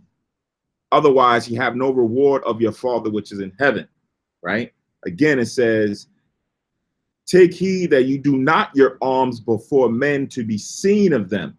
So you doing the alms, you doing the righteousness, but your motive or your objective is that people see you, right? So that's like sometimes you have people who will go out there and give to the poor, but then they go call TMZ or they go call, the camera crew to come down and saying, look, you see, he out here distributing to the poor.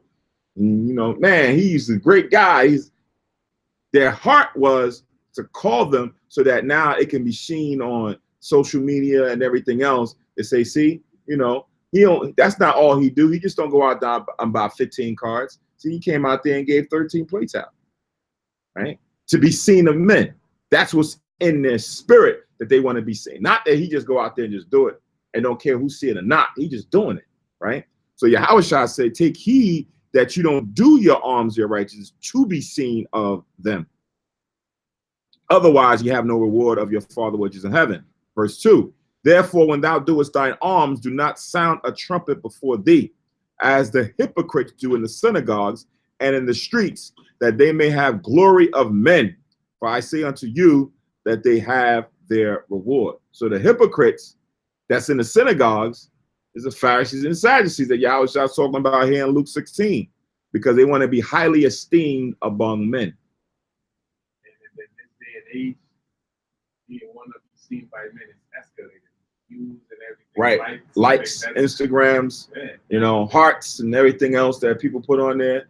You checking to see, how many people follow me, right? It's like, oh man, she got 3 million people. Damn. I gotta do something. I gotta step my game. I gotta do something to be seen. I don't know what it is, what they doing. Oh, she out here twerking and she out here doing this. I gotta do that. Or this person out here, doing all kind of carnal stuff to be seen and appreciated and adored by men. That's what I got to do, right? Then now Yahushua says that that's an abomination because your heart wasn't in the right place. You didn't have the right motive behind it. Usually I'm always, when I teach about certain things, it's about what's your intention for doing it? Why are you doing that? Are you doing it because it's just to be done, or are you doing it so that he or they could see you and then appreciate what you did and give you the pat on the back, right? So reading on in verse 16, it says, the law and the prophets were until John. Since that time, the kingdom of God is preached, every man presseth into it, right? So since the time that the law and the prophets was teaching about the kingdom to come, every person now has, a lot of people have made their attempt to come into the kingdom, right? To repent and to make their opportunity to make a a case that they should be accepted, or they should be, you know, allowed into the kingdom, right? Allowed into the Most High's bosom, allowed to be in to the rest of the Lord, right? It says, and it is easier for heaven and earth to pass than one tittle of the law to fail, right? So it's like the same thing when we read in Matthew 5.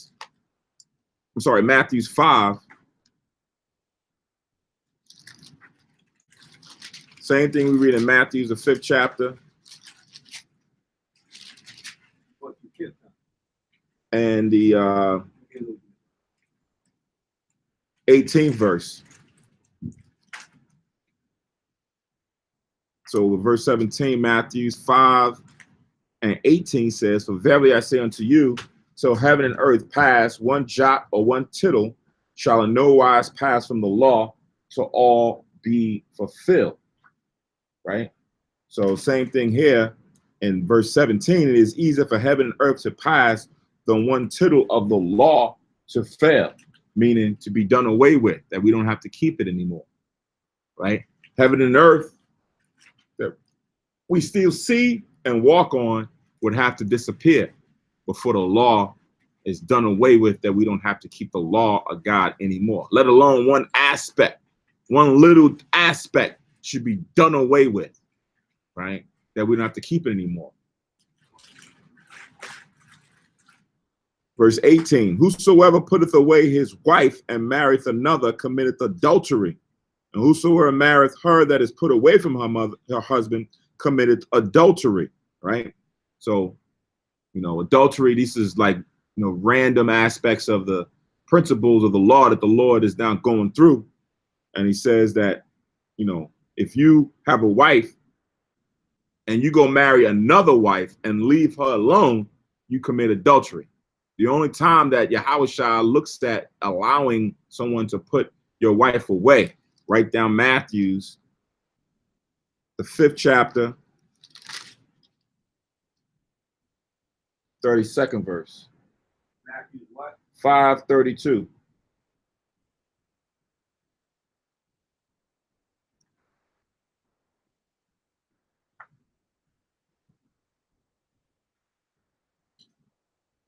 So Matthew 5:32 says, but I say unto you that whosoever shall put away his wife, saving for the cause of fornication, or except for fornication, right? Where she's going out there and now start fornicating with different people, different men, and then comes men, because I say people, because, you know, you got women who go out there and lay with women and then still come up and be up under her husband.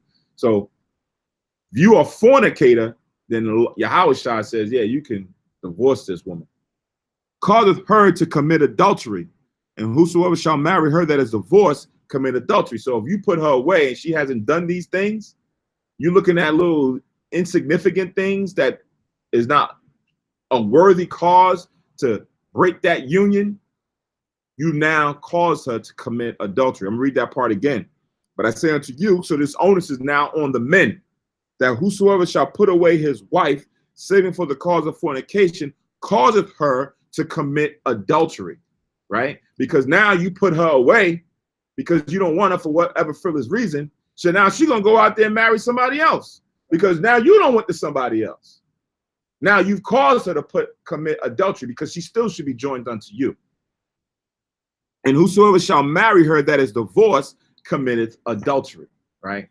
Because you're not supposed to go and deal with that woman according to the law after she's now committed an offense, right? That now binds the man and the woman. That makes the woman now be more obligated to be on point with her husband. That makes the man to be now more on point with what he deals with his wife, or allows himself to be involved with his wife or with a woman, so that this doesn't happen.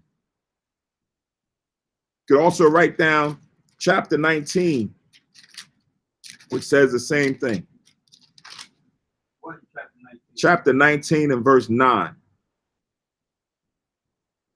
Matthew? And Matthew's.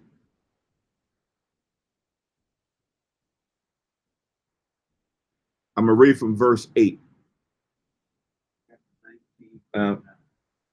So this is Matthew chapter 19. I said I'm going to start from 8 per thought. Verse 8 says, he said unto them, Moses said, because of the hardness of your heart, suffer you to put away your wives, but from the beginning it was not so. Right? So it wasn't around during the time of Adam and Eve. They didn't have that. Right? It was around the time when we came out of Egypt, when the Most High gave us the laws, that he saw what kind of manner, the hardness of our hearts that was in Israel and what would be in Israel, right? Not just from that point, but from later on as well, that the Lord put that law to allow us to divorce, right? A bill of divorcement, so that now is things on record, and it's just not, you know, something that's just folly. Everybody just being with this person and then going to the next. There was some order into it. Verse 9, and I say unto you, whosoever shall put away his wife, except it be for fornication, and shall marry another, committeth adultery. And whoso marrieth her which is put away, doth commit adultery. Right? So the man and the woman have committed adultery if they break that union, if it's not for the case of fornication. Right? And some will look at even spiritual fornication. Right? So that is the case now on how we're supposed to operate. So now back to Luke. With the 19th verse now. So we're going to another parable. Luke 16:19. It said, there was a certain rich man which was clothed in purple and fine linen and fared sumptuously every day. Right? So when we read this parable that we're about to get into, this is a shift into another parable and how it pertains to a rich man and a poor man. Right? The rich man in this case, when we go into these precepts, is going to be synonymous with Edom, Esau, their kingdom, Babylon. Right.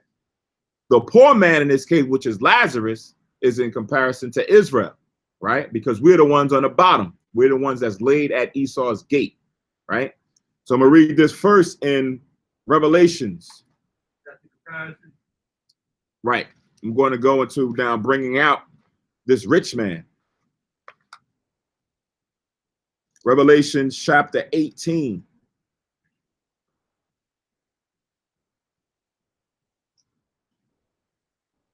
going to start at 1 to 2.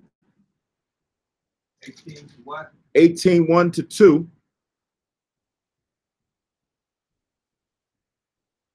And I'm going to jump to verse 7. What about that? Just write down the verses. Verses 1 to 2, verse 7. 7. No, verses 1 and 2. Right. Then verse 7. Oh, all right, verse 7. Go ahead. Right. And then stop there. I'll see if I get to the next one. And then verse 16. So verses 1 and 2, verse 7, Right. and then verse 16. All right. So Revelations 18 and 1 says, and after these things, I saw an angel come down from heaven, having great power, and the earth was lightened with his glory.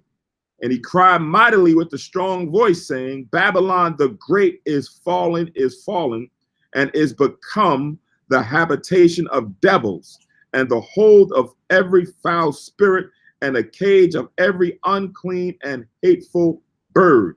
Right? So now here it is, as we're dealing with Babylon in the future. Ancient Babylon is gone.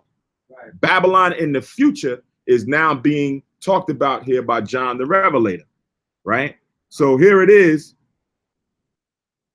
In the future, we now got to attribute, associate this Babylon to a person, because sometimes when you read in the Bible, the Most High can speak about the nation as just the name of the city, or he can speak about them as the name of the man, like Jacob, right? The Lord talks about Jacob, and he's talking about the whole nation. Or he could talk about Jerusalem, but he's talking about the nation of the people and not just the city itself, right? So now in this context, we now have to understand who this Babylon is in the future. Go to Psalms 137.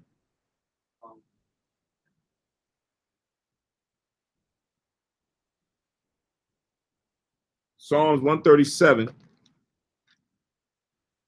Verse. Oh, Psalm.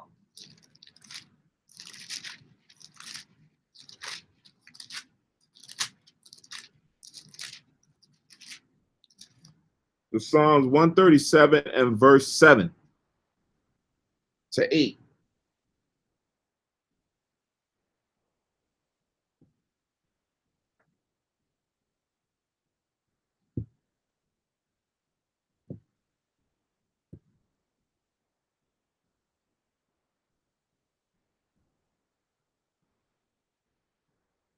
So Psalms 137 and 8, I'm sorry, 137 and 7, it says, remember, O Lord, the children of Edom in the day of Jerusalem, who said, raise it, even to the foundation thereof, right? Meaning, remember what the nation of Edom or Esau did during the time of our destruction. How they said, destroy it, destroy it. When the city was being ransacked, the temple was being destroyed. They were the instigators, right? They had a good hand in that.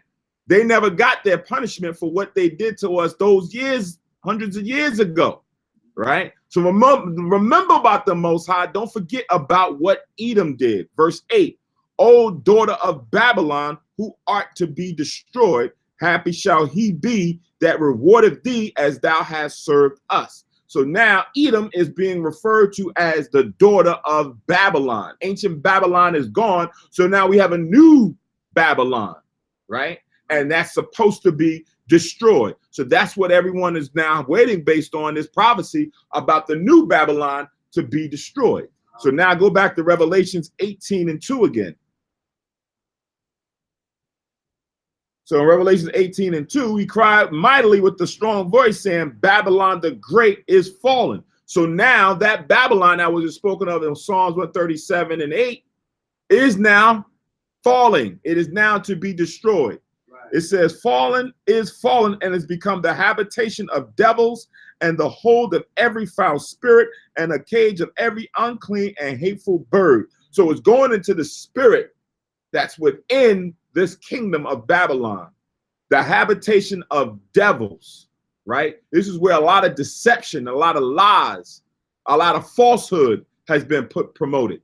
It's right. Easy to see, right? It says, hold of every foul spirit, right? You have all kind of wicked spirits that now are promoted in Babylon, right? Then it says, and a cage of every unclean and hateful bird. All types of religions, all types of philosophies, all types of things is allowed to promote and be done in Babylon, the new modern Babylon, which is what Edom represents, right?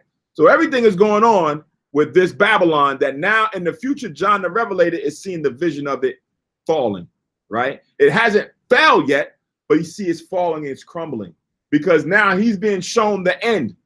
John the Revelator knows what the end is. So he sees the kingdom now coming down to where it's going to exist no more, right?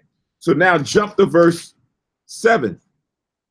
Remember, when we was reading in Luke 16:19, it says there was a certain rich man which was clothed in purple and fine linen and fared sumptuously every day, meaning she was living on the fat of everything. She controlled and was living like, you know, a queen, a princess up there over all people, right?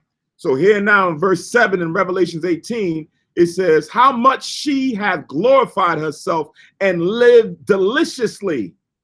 Where it said sumptuously, it says deliciously here. So much torment and sorrow give her. For she said in her heart, I sit a queen, and I am no widow, and shall see no sorrow. So pride is pumped up into this kingdom in Babylon, where she sits above everybody. Nothing is going to bring me down, right? And she's faring sumptuously or deliciously over all the earth, right? Now jump to verse 16. It says in verse 16, and saying, alas, alas, that great city, right? That was clothed in fine linen and purple and scarlet and decked with gold and precious stones and pearls. So remember, again, it says a rich man was clothed in purple and fine linen and fared sumptuously. Now we're describing that in the future to be Babylon. Was living deliciously, clothed with linen and fine linen and purple and scarlet and jewels and everything. Verse 17, for in 1 hour so great riches is come to naught. And every shipmaster and every company and ships and sailors and as many as trade by the sea stood afar off and cried when they saw the smoke of her burning, saying, what city is like unto this great city? Right? So that's a representation of the rich man in this case, which is the rich kingdom that's ruling, right? That's faring sumptuously over all. And then where comes us, right? So now go back. So go back. Mine. Come. This is 7th chapter, Revelation 16 and 17, That is the 18th chapter. up to 18. What do you mean up to 18? Revelations chapter 18, verses 1 and 2, verses 7, verses 16 to 18. All the verses are in Revelations, the 18th chapter. You got it? 18, 1 and 2. That's that. Then you had 7 and 16. No. What? In chapter 18? You had 18, Revelation 18, 1 and 2. Right. Then you got Revelations 18 and 7.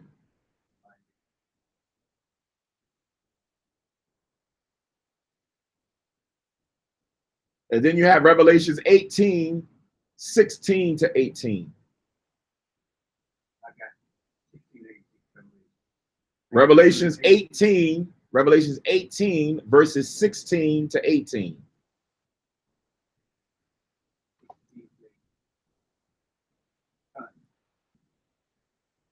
All right. Okay. So now we're back in Luke 16 and 19. It says, there was a certain rich man which was clothed in purple and fine linen and fed sumptuously every day. Eat him. And there was a certain beggar named Lazarus, which was laid at his gate full of sores, right? Right. So now Lazarus is in representation to us, especially as we read on in the chapter. We're going to see that it's really talking about Israel, right? But now go to Deuteronomy 28.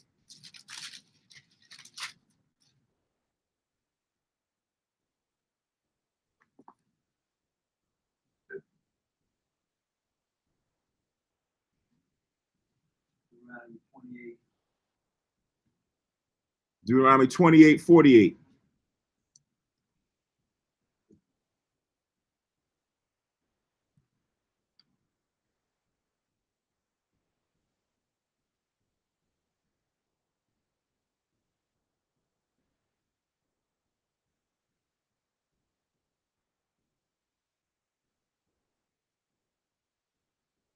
So in Deuteronomy 28, 48, it says, therefore, this is speaking about Israel. This is the curses that the Lord would put upon Israel for disobeying his commandment.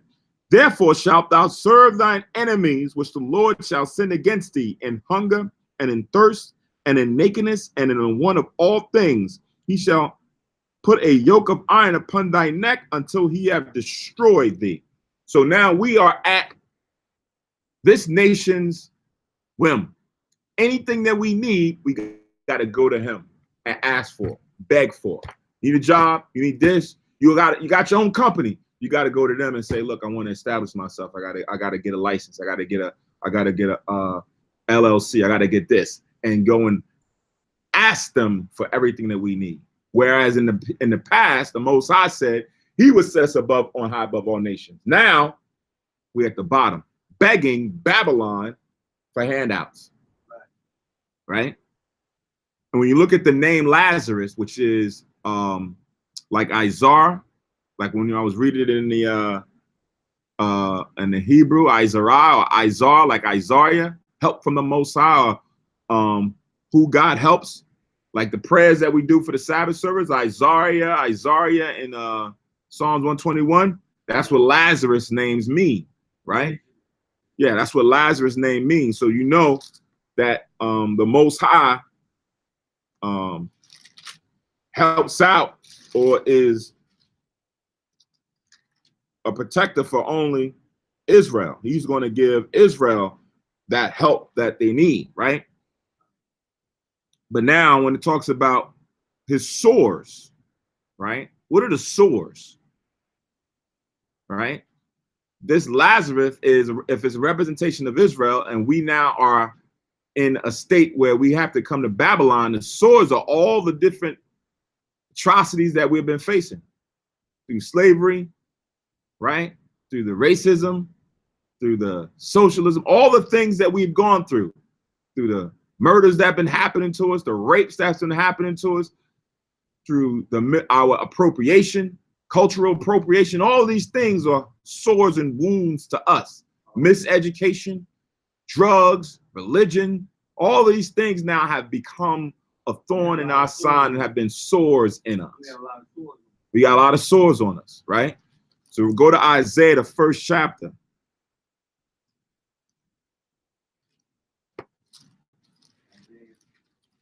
Isaiah chapter 1 and verse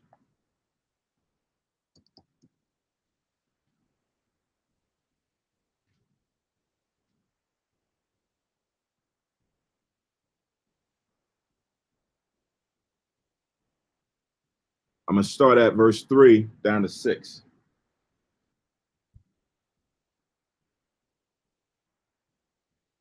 Isaiah 1, 3 to 6.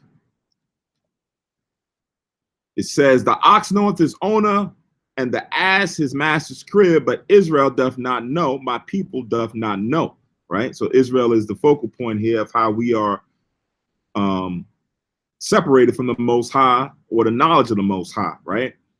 Ah, sinful nation, a people laden with iniquity, a seed of evildoers, children that are corrupters. They have forsaken the Lord. They have provoked the Holy One of Israel unto anger. They are gone away backward, right? So that's kind of the current state of Israel. Now, verse 5, why should ye be stricken anymore? You will revolt more and more. The whole head is sick, and the whole heart faint. From the sole of the foot even unto the head, there is no soundness in it, but wounds and bruises and putrefying sores. They have not been closed, neither bound up, neither mollified with ointment, right? So you get a sore, you go put some Neosporin on it or whatever, right? To kind of, make the wound heal up. But our wounds, our sores ain't healing up, right? They kind of just continue, especially with our sin. So now when we come back here to Luke 16 and 20, and there was a certain beggar named Lazarus, which was laid at his gate full of sores, right? So we have all these sores that's upon us, right?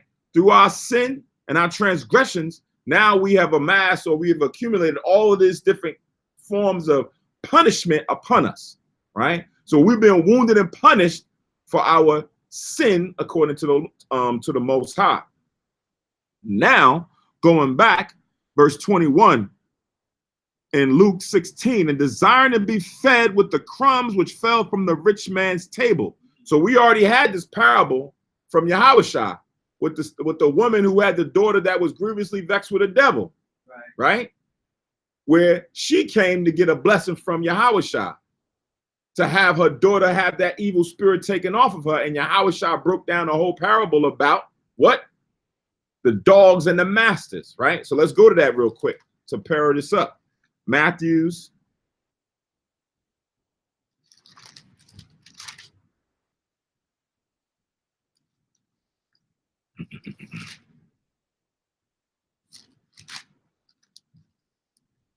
~15th chapter.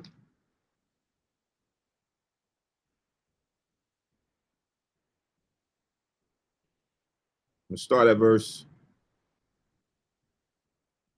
22. It's like 21. I started at 21. 21.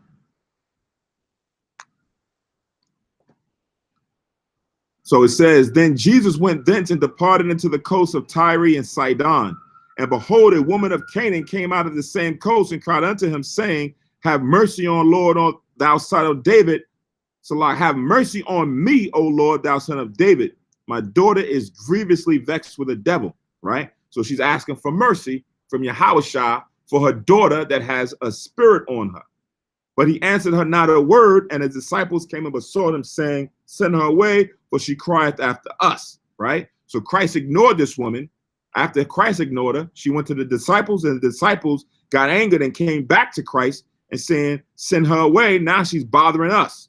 24. But he answered and said, I am not sent but unto the lost sheep of the house of Israel. So Christ gives the reasoning why he ignored the woman, because he wasn't sent for her. The Most High has sent Christ only to the house of Israel to go and give them the opportunity of repentance and to die on the cross for their sins. Verse 25, then came she and worshiped, saying, Lord, help me. So that didn't stop her. She was persistent. After Christ told her that, she still came back and begged for more mercy. Right. Verse 26, but he answered and said, it is not meet to take the children's bread and cast it to dogs. Now here, Yahushua gets a little bit more declarative and why he's not really here to deal with her. He says, not right for me to take the children of Israel's bread, because that's what the children is talking about, the house of Israel, the lost sheep of the house of Israel, and cast it to dogs. The dogs are like the other nations, the other beasts, right? So nations and animals are all the same in this context that we're reading here, right? So he says, and cast it to dogs. And she said, truth, Lord, yet the dogs eat of the crumbs which fall from their master's table. Who are the masters? Israel. Who are the dogs? This woman or all the other nations. They will get the crumbs that come from the masters, from the children of Israel, from Yahushua.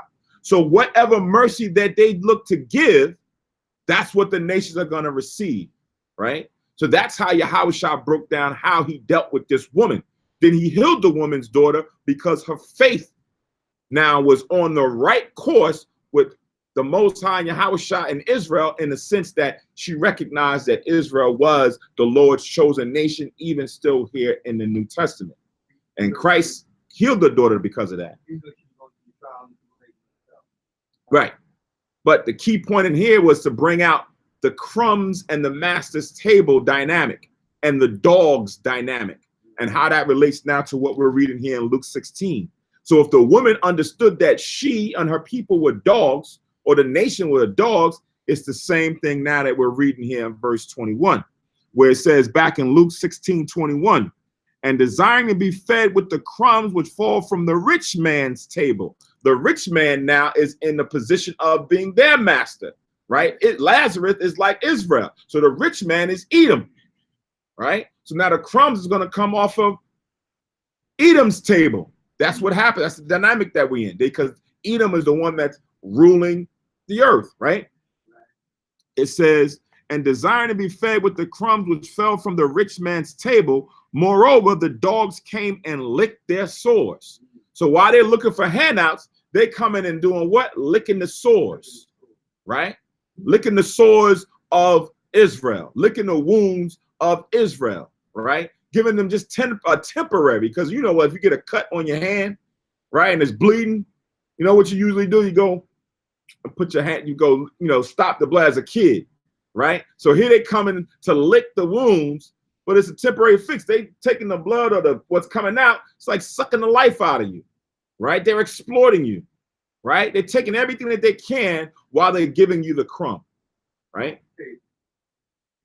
Verse 22, and it came to pass that the beggar died and was carried by the angels into Abraham's bosom.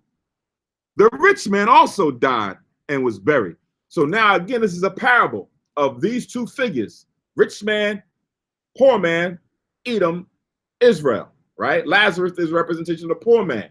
So they both died, right? So their positions that they had, he was rich, he was poor, that's no more, right? So now they've gone on to the next transition, and now we see what happens to them after this. Verse 23, and in hell he lift up his eyes, being in torment, and seeing Abraham afar off, and Lazarus in his bosom, right? So now we know that he here is the rich man, Babylon, Edom, right? So now he's in hell and he's seeing himself in hell, but he's seeing Lazarus in Abraham's bosom, which means Abraham or Lazarus is now in the kingdom of the Most High. Go to Matthews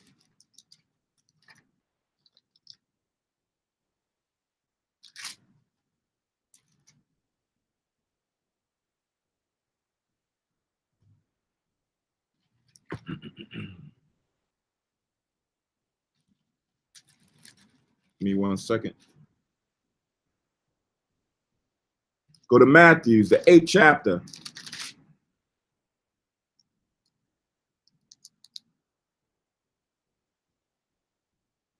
And the 11th verse.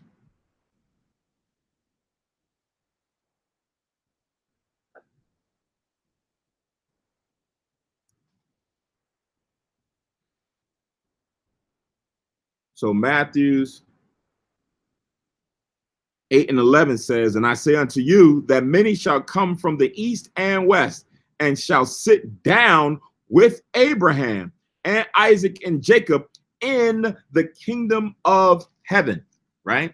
So this is symbolic of being in the kingdom of heaven when you are with Abraham or in Abraham's comfort or his bosom. So that's where Lazarus is. So the rich man is seeing him in the kingdom. So now what's going on here? Remember, they both died. So sometimes you'll see in movies, right? When somebody dies, they'll have it where the angel brings them back down to earth and they're in the presence of everybody now continuing on with life. And they're looking at their life, but from a spirit world perspective. And they're seeing what this person is now doing. And they're trying to talk to him, but they can't hear him. They can't touch him. They can't do these things because they're just there in the presence to see now how their life panned out. Sometimes they go in the past when they was a kid. Then they'll go into the future when they're old and have families or they're in their 70s or something like that, right? So in this case, this is what's going on with the rich man. He's died and now he's seeing what he's going to be or his kingdom is going to be in the future, right? So I'm going to read it again. Verse 23, and in hell he lift up his eyes being in torment. So now he's in hell. We know that when you die, where does your spirit go? Back to the Most High, right? But now what goes on when you in the spirit world? Do you go through actual hell? Let's get that. Let's go to the book of Job. Book of Job.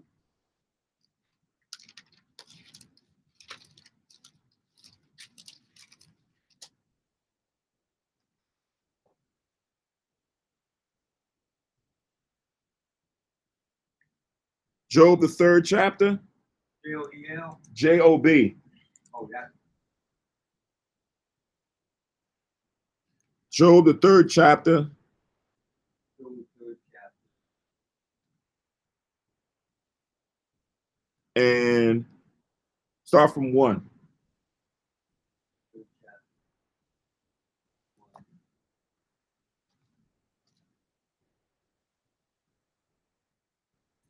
So in Job 3 and 1, it says, after this opened Job his mouth and cursed his day. And Job spake and said, let the day perish wherein I was born, and the night in which it was said, there is a man child conceived. So now as he's going through his torment that the Lord allowed Satan to put on him, he's now going through thoughts where it's like, you know what, man, why didn't I just die at the time I was conceived? Why did that not even come to fruition? Because he would not have been going through what he's going through at that time if that had happened, right? Verse 4, let that day be darkness, let not God regard it from above, neither let light shine upon it, right? Don't let the Most High, rather not let the Most High even bring this forth, because we know everything starts from the heavens with the Lord. Right. I'm going to jump down to 11. Right. It says, why died I not from the womb? Why did I not give up the ghost when I came out of the belly? Why did the knees prevent me, or why the breast that I should suck? Right? Meaning stillborn, right? Why didn't I become a stillborn? Or why didn't I what did they say when a woman miscarry? Right? Either was I stillborn or miscarried, or when I came out, or when it was time for me to come out, I couldn't.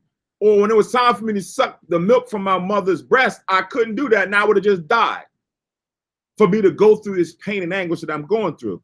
It says in verse 13, so now here's where we get into. So once you're dead, now this is what happens when you're in the spirit world.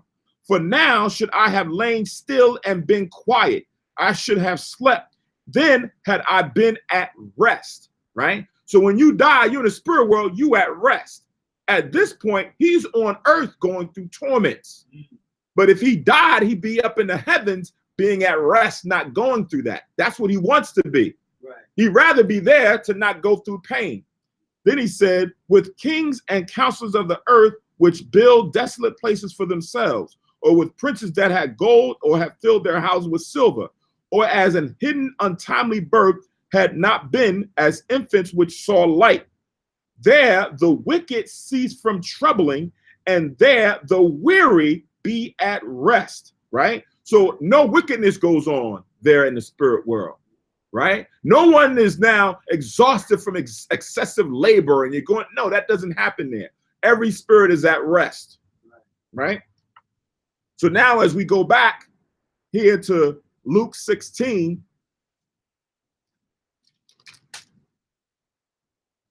I stopped at 13 over there in Job. So now here in Luke 16, huh? No, I stopped at 13.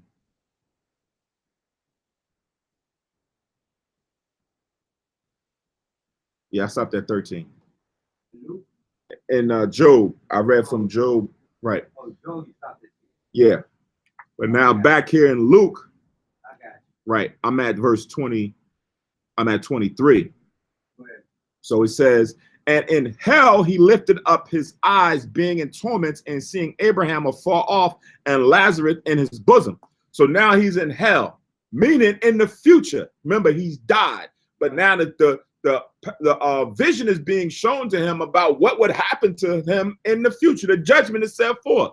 So now he's seeing it, and he's seeing the rich man, Babylon, Edom, in hell and in torments. And then he looks and sees Lazarus, Israel, in the kingdom, right, with Abraham, Okay. right? Verse 24, and he cried and said, Father Abraham, have mercy on me and send Lazarus that he may dip the tip of his finger in water and cool my tongue, for I am tormented in this flame, right? So this hell that I'm catching, can you go and send Lazarus to come and talk to me, to kind of cool this doggone hell that I'm going through, so that what he can do now, or they can do now, will prevent that from happening in the future. That's what he wants to do, to stop that vision that he's seeing of him and himself or his people, the judgment that the Most High was going to bring. Verse 25, but Abraham said, Son, remember that thou in thy lifetime receivest the good things, and likewise Lazarus evil things. But now he is comforted, and thou art tormented, right? So while you had all the time and you was dealing with Israel, you ain't deal with them justly, right? Hold this, go to the Apocrypha, Wisdom of Solomon.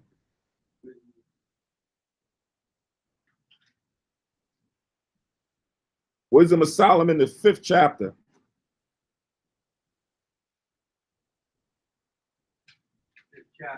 Fifth chapter, chapter 1, verse 1, chapter 5, verse 1.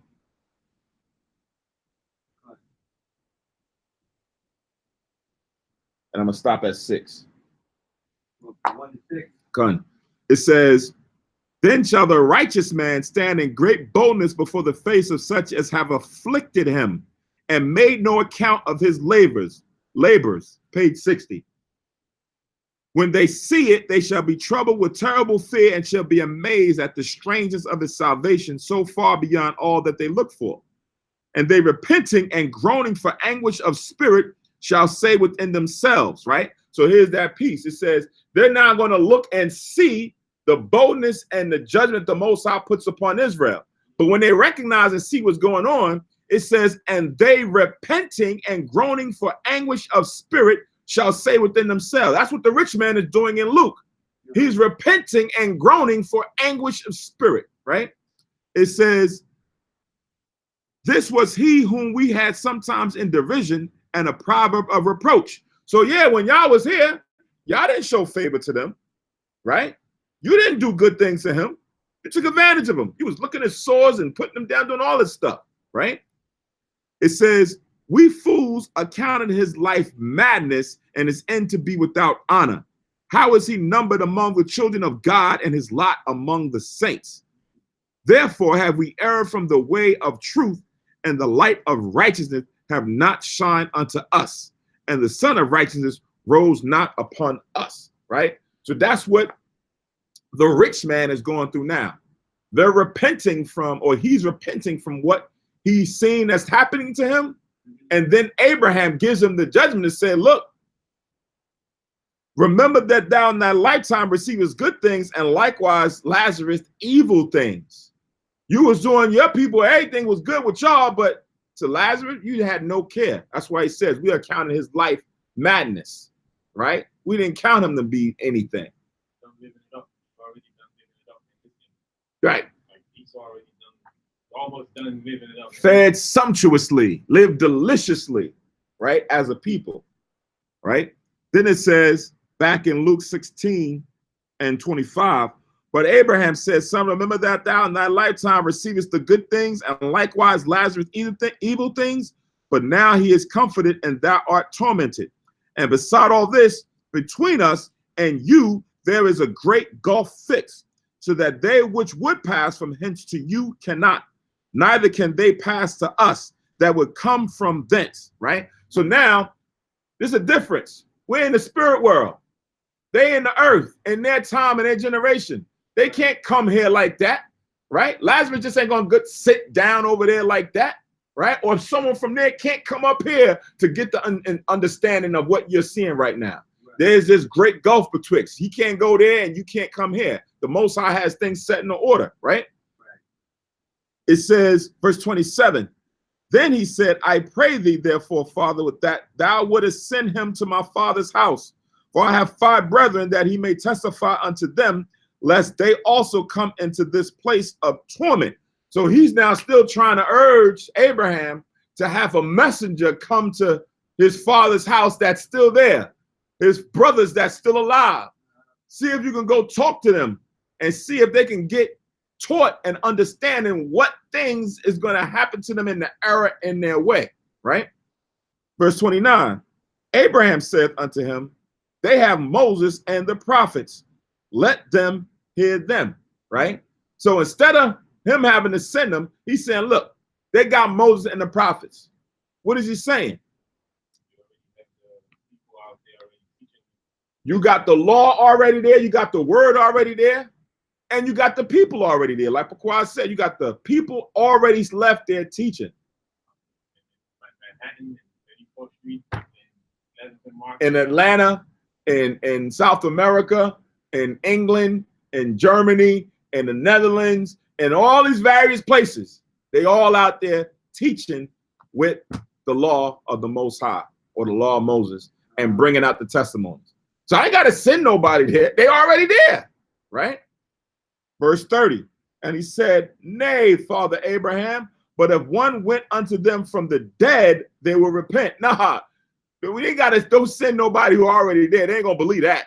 They ain't going to believe that. Send someone who died already and have them come back like, yo, I came back from God. I talked with God. I was dead. Y'all know I was dead. Now I'm here and I'm about to give you instruction. So he said, if he come back from the dead, then they're going to believe. Then they're going to repent in the mistreating of how they're dealing with the children of Israel. They're going to repent for how they taught and deceived the world. They're going to repent from all those things if you send somebody back from the dead, Abraham, right? Verse 31, and he said unto him, if they hear not Moses and the prophets, neither will they be persuaded, though one rose from the dead, right? So regardless if that was to happen, people still wouldn't listen, right? They still would go out and do the same thing, right? Because this is their setup, this is their kingdom. They ain't gonna want to fall from that. Just like Esau today, they always have a better idea how the Most High. Right. You know, they're always trying to tell us, you know, if I were God, you know, why don't God do it this way? Right. It's the same spirit trying to tell us how the word should be brought out. Exactly, like that, especially when you get into the true testimonies of the Most High pertaining to Edom. They're not going to sit well with that, and they're not going to sit well with the Most High. When you read the scriptures, he never really liked them. He hated them, right? You're not going to sit well and say, okay, fine, that's just the way it is. I'm just going to accept the fate. Nah, they're going to want to hear that. They're going to come up with another alternative to fit their system or fit their objectives, right? That's a heavy Bible, right? That's what it's about. Mm-hmm. You might think they're talking about somebody in heaven, spirit in heaven talking back, but it's actually the future prophecy about what's going to happen. Right. And what should we be doing now? Exactly. So it's like it's a twisted kind of right. It's like it's a parable. It's a parable to show you the current state and the end state, right? The rich man and the beggar Lazarus laid at his gate, right? It's like Lazarus is there at the gate. It's like you on the outside, you in the ghettos, in the slums, and then right, you know how they say you on the other side of the tracks, right? Don't cross the tracks. You know, the other side of the track. Soon as there's certain areas or certain neighborhoods, like even in Philly, you go so far down and you cross a certain block, you're in a whole different section. You're in a whole different neighborhood, right? You see a whole different setup, right? Then you go across the tracks. Once you got that train track cutting, dividing through the city, it's like once you go over there, you don't ever want to go there. Don't go on that side of the tracks. It's like never going back. Yeah, exactly. Right. So now here it is. You see Lazarus laid at the gate, looking at the rich man and all that they have, all that they're saying that who they are, all the things that they're doing, right? Saying that they're God and saying they're seeing all this stuff, and then tormenting, doing all the things to them, right? And the rest of the people for years and years and years, right? Came out the other day. Ain't nobody, that man ain't even going to be brought up on charges. He ain't even going to have to go through a court date.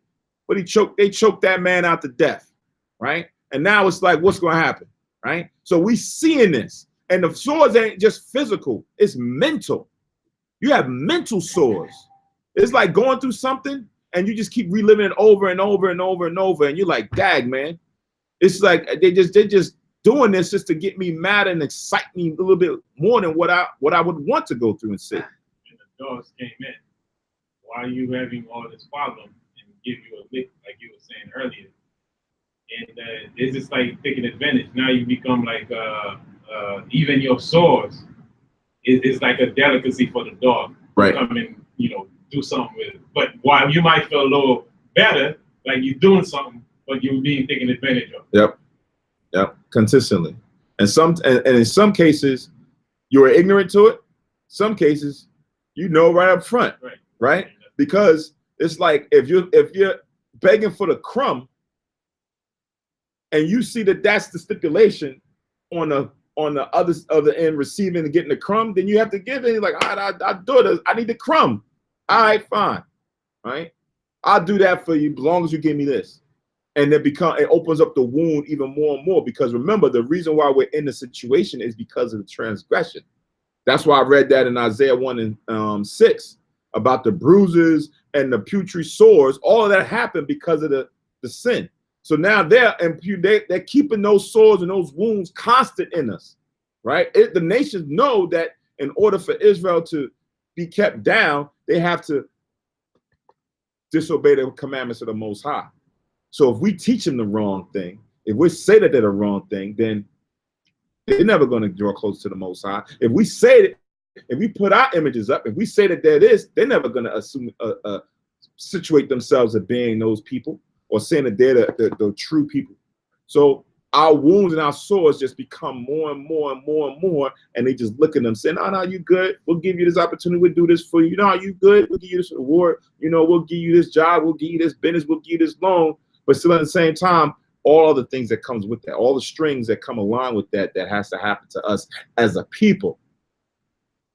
Then they teach us now how to, like we read earlier about being crabs in the barrel, right? That was like the slavery, Jim Crow mentality of, we're going to separate you. We're going to put somebody over here and we're going to give him benefits. But we're going to put you out there and you ain't going to get the benefits, right? So now when somebody elevates or gets something, they like that field Negro looking and saying, look at this guy here, man. Freaking sellout, Uncle Tom, right? And then this person over here who's been given the opportunity, he's now sheltered where he can't go out there and help out the field Negro, right? So it's like, nah, you go out there, you ain't getting this no more. You got it better. You in the house. It's about to be 100-something degrees outside. They outside in 115-degree weather while you inside air conditioning. Right? And they like, look at this guy, man. He drinking lemonade and water and anything else with them. And we out here, you know what I mean? Got to go and get the water from the faucet over there. So envy breathes in. Right? Jealousy, envy, all that happens. And now that's the same thing that happens with us now. And they promote that. And the other level is, like they say, the robber comes, but not the robber rob until there's nothing else to rob. Yeah. So on the next level is, that's what they're gonna do. But it always comes right back to, we put ourselves in that. Yeah. Yeah. Go on. All right, so that is the last verse in Luke 16. We're going to take a break. It's about 12:35. We'll come back a little 5 minutes past 1 to do the 17th chapter.